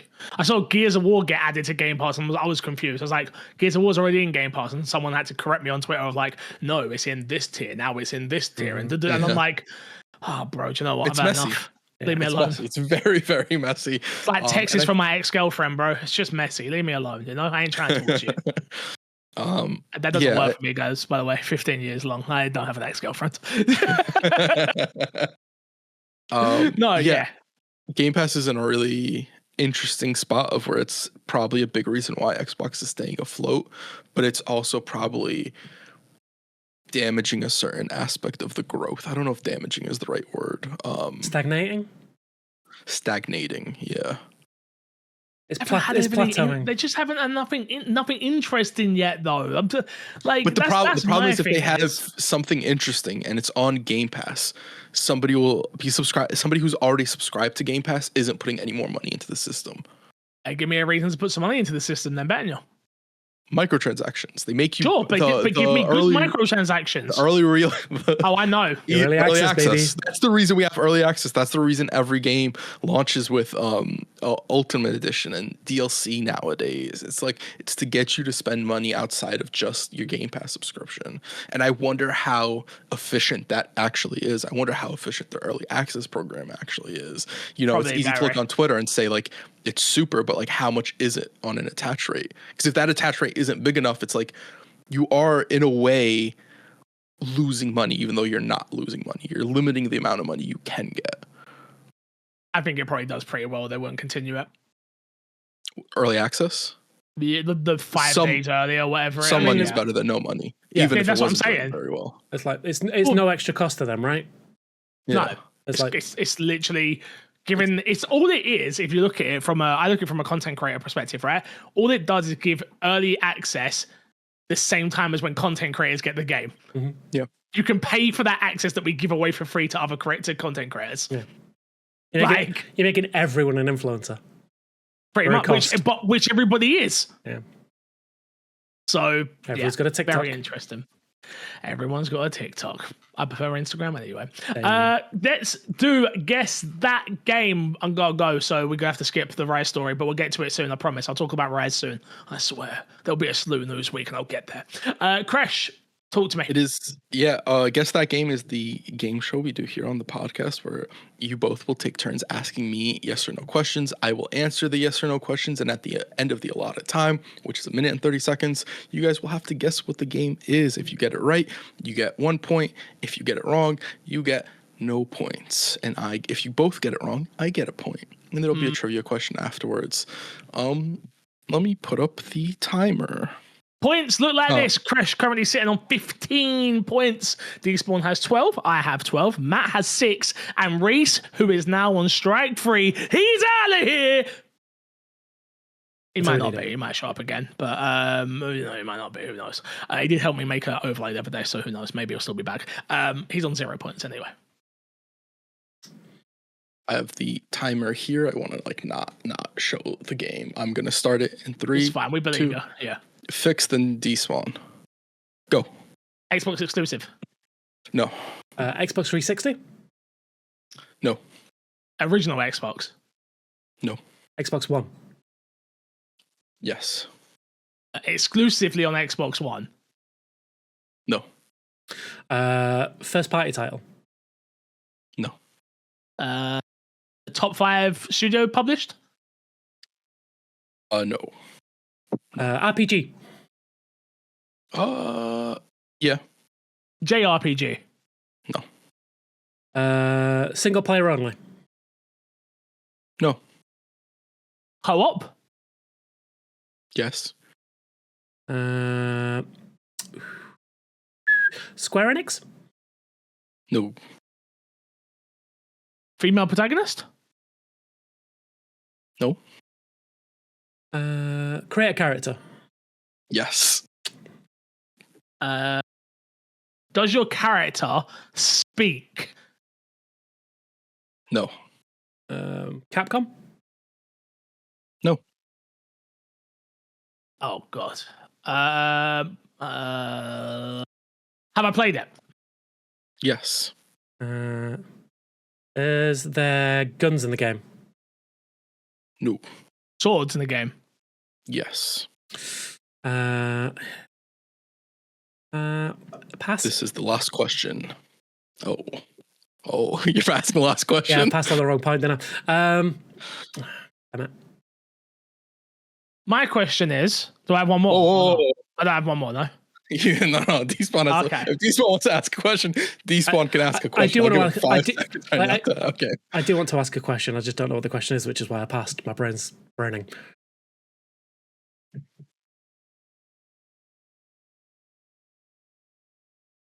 I think Fix is too close on the trail for me to give him another question. I knew it. I know where I'm at. I got it. Okay. And I just gave it to Despawn if he's smart. Maybe you don't know what it is. I'm not smart. Okay, let's go back through it. I've played it. RPG, create a character. Character doesn't speak. It can be played in co-op, but it's not a co-op game. Yeah. Yeah. I got it. Don't you fucking worry. I fucking got it. Okay. Swords, no guns. Yes. All right. Fix, you want to write down your answer? No, I haven't got a phone here in front of me. I can't. Despawn will have to write down his. That's fine. I've got to come up with my answer first. You want me to give you the answer? You get no point this week? No. Crash, am I on the money? I don't know. I'm on the money in it. I'm on the money in it. Crash. Probably. Crash. I'll say something once Despawn's done and I'll get it. All right? So I'm just trying to think. Xbox One RPG where you create a character with. I'm gonna give you like 15 more seconds That's to come up with a fine. guess, Despawn. Then. Flipping heck. You've played it. I've played it. 2, 1. Skyrim. No Okay. co-op in that, mate. No co-op in that. No Okay. co-op in that. Fix. Crash. Yeah. Would it make my top 5 list? Elden Ring, baby! Yeah. I knew you were on the fucking trail of it. as soon as I was like, wait, Bandai Namco, because I knew it was still a big publisher, but it wasn't big enough that it was top 5. Yeah. No, that's fair. I don't hate that. I hate that I got it wrong, but I don't hate it. sometimes you just can't. You My don't brain. lock in enough. You got to lock in. Again, I've been ill. You know, I'm You using got a that as an baby. You got a excuse. baby. I got baby brain. You got a baby. Fix You also got it baby. without like narrowing it down too much. I'm gonna be honest. That was like a little bit. That was of impressive. Is there the co-op? I'm trying to think. Are there any other co-op games where you make a character that's silent, that's single player, Loads, and co-op? loads. But you, Chris, also you got to remember. You don't like to admit it, but I know you. Yeah, I know. We've been friends for a long time, bro. Like, I see these dudes on TikTok all the time who do like the guess the game. I'm like, that could be me and Crash if we didn't live in different countries. So far away. Because we can't do that through Discord. It doesn't work the same. Like, you know, like when it's like the characters, you got people wearing the headbands. I'm like, We would know how to, yeah. me and you, we would Without get it giving so it away quickly. and guiding it. Yeah. Oh, yeah. Yeah. But yeah, that's life. You know, it is. That is life. It does hurt. It does hurt. What was I say? Trivia. Okay. Trivia. We are going to do a. We're gonna do Metacritic trivia. I don't really have. Anything. There's definitely trivia out there. I picked the game right before we started the podcast. That's a good question, though. What is the Metacritic on Xbox? Yeah.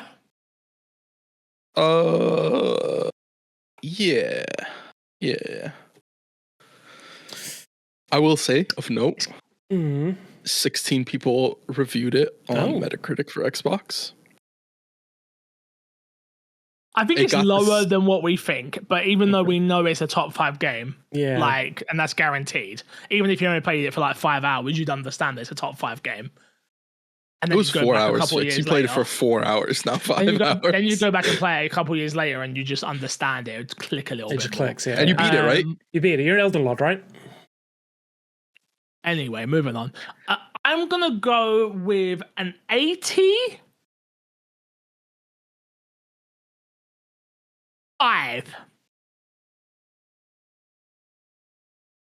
you gonna do is say a number though, this one. That's all you gotta do is say a number. 94.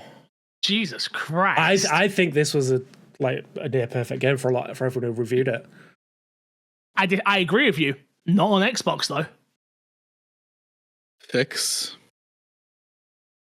I just want to say, if this was a PC review, he would have got it. You'd be there. Really? Spot on. Yeah. Oh, wow. It's 94 100%. exactly. On Xbox, though, unfortunately for you, Fix, you undershot so much. Oh. It's a 96. It is a 96 on Xbox Series X. Fix asked for the Xbox One specifically because he thought he was playing the system. He thought he was getting away with it. People on Xbox don't like Elden Ring. People on Xbox love Elden Ring. Well, yeah, clearly. Yeah. Why did you think that it reviewed worse on Xbox? Out of curiosity. Xbox tax. Oh no, bro. Some people Xbox tax is a real thing, in my opinion. Depending on what outlets reviewed. You said it was only 16, so I imagined IGN and places like that all did it on PC. So I imagine maybe it was some of these smaller outlets that we've never heard of, and maybe they were like, oh, I'll give it a X, Y, and Z. So it didn't get lower than a 90. So it shows you how little I know about Elden Ring, isn't it? So many hundreds. Yeah. I mean, top 5 game for a reason, Crash. I should have asked you what the user score was. You would have been, you said 8.4? It's 8.4 on user. Oh, is it really?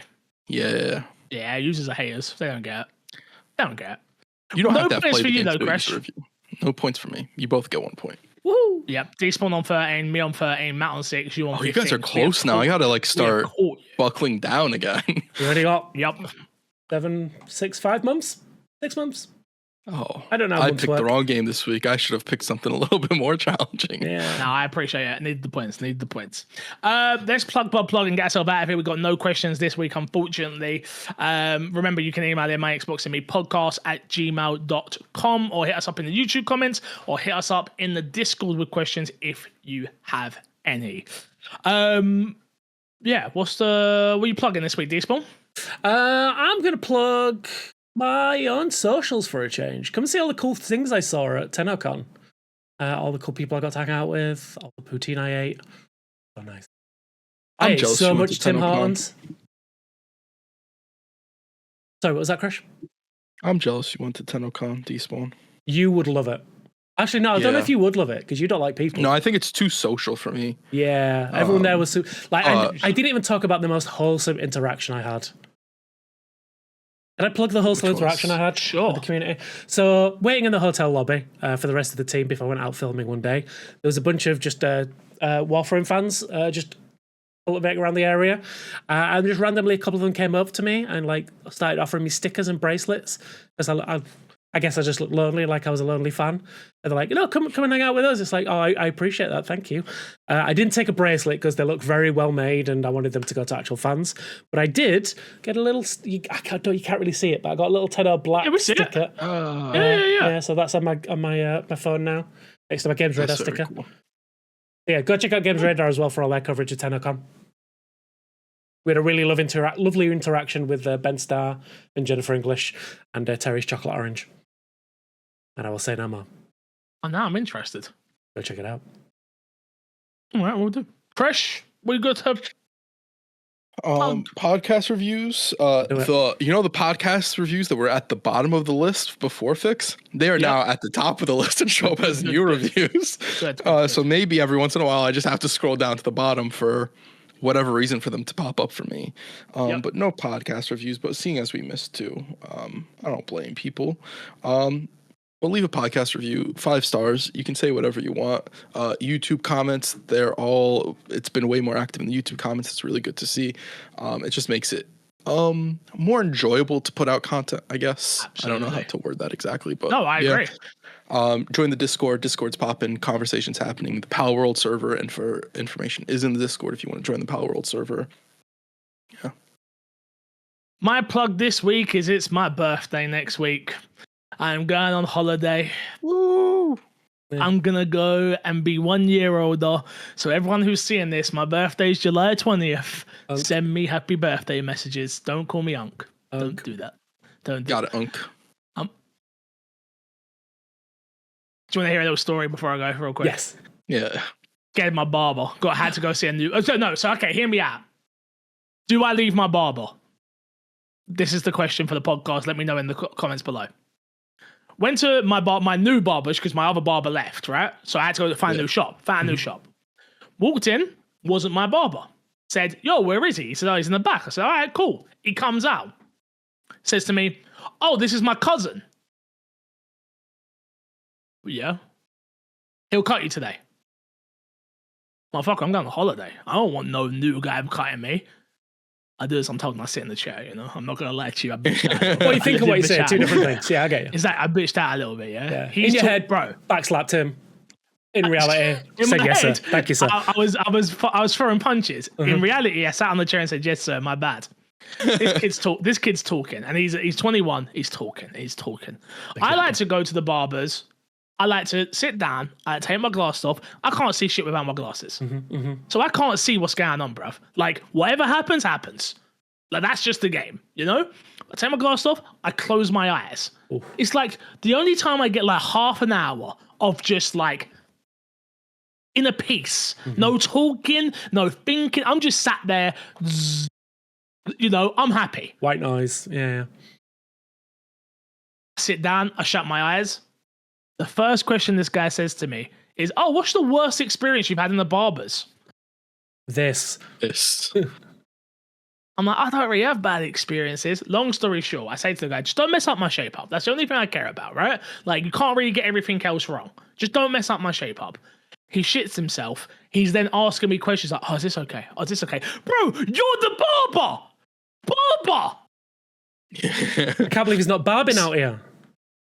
You know what the worst thing of it was? My barber is stood outside enjoying the sun.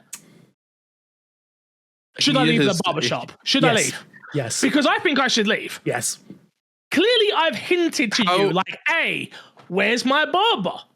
Yeah. For my barber to then come out and say, my cousin's got you, that's disrespectful in my opinion. He doesn't value you. How long have you been going to this barber? This is new. This is maybe like third time, fourth time? No. Hip out. Too new for you to be moving me on. The question is, I think... Here's my question though, right? At the end, were you happy with what you got? Yeah, but it was stressful, bro. Like, I can't lie to you, bro. Like, he's like, oh, yeah, you've got a little bit of hair. You're all like a little... But he's stressing me out. Yeah, He's probably new, and his cousin was helping him out. I think this is a situation of you just not being the regular. I think if you were a regular there, that guy cuts your hair. He took me for a dickhead, Crash, is the way I look at it, bro. Like, I'm gonna be honest with you. The new barber or the original guy? And me. No, the new barber, it's not his fault. He likes to talk. That's not his fault he likes to talk. He don't want to stand there quiet. One thing he did say, though, is you want me to speed up, let me know. Who wants to sit in a barber chair longer than I need to, bruv? Just hurry the hell up. Maybe you change barber. Yeah. Oh, I like to take my time. Motherfucker, I got places to be. I will say, at least he's not a tattoo artist who charge you by the hour. So, you know, it could be worse. Never. Yeah, he could never. I'd get up and leave midway through it, but bro, it's taking too long. This is costing too much money. I think he's got one more chance, that shop. That shop's got one more chance. That shop itself has one more chance. Go back. You move me on again? If he moves you on, I would say if he moves you on and New Boy is like super slow again, like he was like asking constant yapping questions, dip out. But like, go find somewhere else. I think you just don't vibe with the new guy regardless. Yeah. I don't think that's the experience you go for. I don't. Yeah, he's a talker. I'm trying to sleep. Yeah. I'm old, bro. I tried to tell him I'm old. You know, I'm 34, bro. And he's like, you don't look 34. I'm like, you're buttering me up. You ain't getting no tip, fam. Move it. Maybe that's what it is. It's already expensive. Did you tip the new guy previously? I tipped the other guy. Well, maybe you won't get him next time then. Maybe the new boy won't. If you didn't get a tip this time, it's like, no, cousin, I don't want to in on this. What's the experience? How many people probably are like, no, I don't want the new guy cutting my hair. Everybody, I wouldn't want him cutting my hair either. And not because he can't cut hair, because he's yapping. Bro was talking about, you get a 1 on top and a skin fade. Have you ever thought about going to a 1.7 on top? I'm like, bro, shut up. I told you what I wanted. He just finished watching a YouTube video on recommended haircuts. And he's trying to hit you with the knowledge he got. Like, see, I should be doing this. I've made the correct choice. I wouldn't mind. He cut my hair differently how they usually do, because usually they cut all around and then it did different, bro. It was making me nervous. It was making me nervous. I would say one last chance. See how he goes. If you get dipped off to the cousin again, you just back out. Maybe the cousin will be a better experience next time. Maybe that's it. New shop nerves. No, because I did say to him I'd let him do a 1.75. And I don't want it. So, Chris, I'm a people pleaser. Like when they they got clippers to my head and I'm about to go on holiday. You're just like, I don't want this. Like, I don't want to be like, I slipped. Exactly. I'm gonna say that's not people pleasing. That's self preservation. There's a difference. Yeah, I'm trying. I'm not trying to die out here. He's got a cutthroat razor. Like, bro, I could die. What's a razor? Let me know in the comments. Should I leave? Should I leave? Yes or no? Just let me know. All right, boys. Until next time, we'll love you. We'll leave you, and I'll see you again when I'm in Cyprus. Woo! Goodbye.